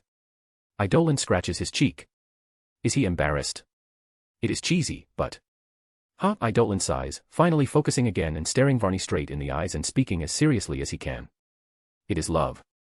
The word that would probably create a loss of expectation and make at least one person burst out laughing in this situation was spoken in such a way that no one dared to crack a joke. No, it is not like they didn't dare, it didn't even cross their minds at that moment. Not even Tony, Harley, or Varney. The conviction, the serenity, the pure eyes. Everything on Idolin formed a spell that made the word resonate in all the humans listening. My mother did all that because of her unconditional love for me. When I was weak, when I couldn't give anything back. That is what love is. You can disagree and say that I am foolish, but love is caring for someone irrationally, without waiting for a reward. It is giving, and giving sometimes hurts more than what is fair, but no one dares to say that love is easy either. And that is what humans do best. Varney, you sadly forgot that, and many humans are the same, but deep down, we care about each other. That is why love is attacked daily by people like you, that wants to throw our good nature under piles of negativity, hate, and prejudice. Being kind and loving each other is not cringe, lame, or make us weak. Idolin says. I think it's pretty cool. Each word stronger than the previous one, his voice reverberated through the area even without him shouting. Then, he smiles lightly and speaks much more softly. And I love humans. He confesses from the bottom of his heart. This cynical guy, who in the beginning thought objectively about the pros and cons of being a hero, who always has some agenda, working in the shadows. At some point, he genuinely started enjoying being a hero. Even when complaining, even when it's hard. His myriad logical reasons for donning the cape, for survival, to protect his peace. It all lost space for the simplest reason. He loves it. Idolin chuckles in a carefree way. So you can give me 1,000 reasons, Varney. I will not change my mind. Every day I already argue with myself 1,000 times too, and every day I continue doing what I do. Every argument loses to the simple and irrational one. I love this planet, and I love humans. Varney can't say anything more. This goes beyond arguing with an idiot.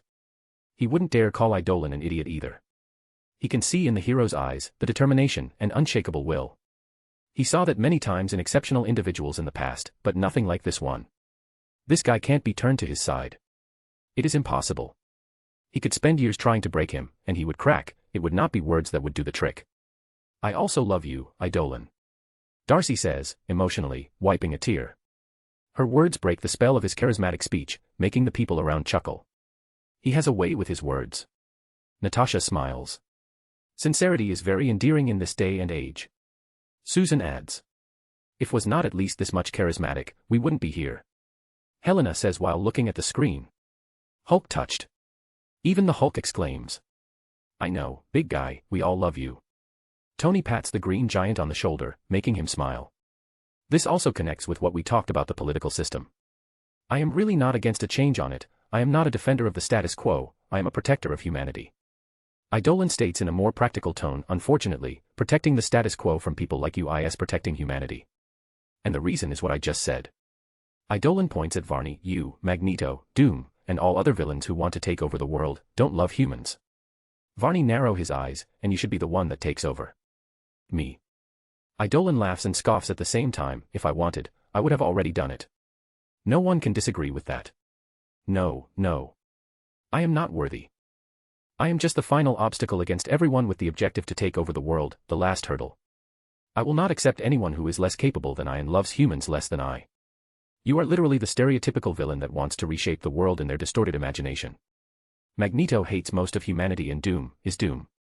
Such a narcissistic dude that taking over the dude and improving people's lives would just be a consequence of an ego trip. After all, he would not accept being a bad ruler. Idolin shrugs at the end. Our conflict is inevitable if he really tries to overstep beyond Latveria, so I hope he stops being a petty guy and chills out, he comments. Doom.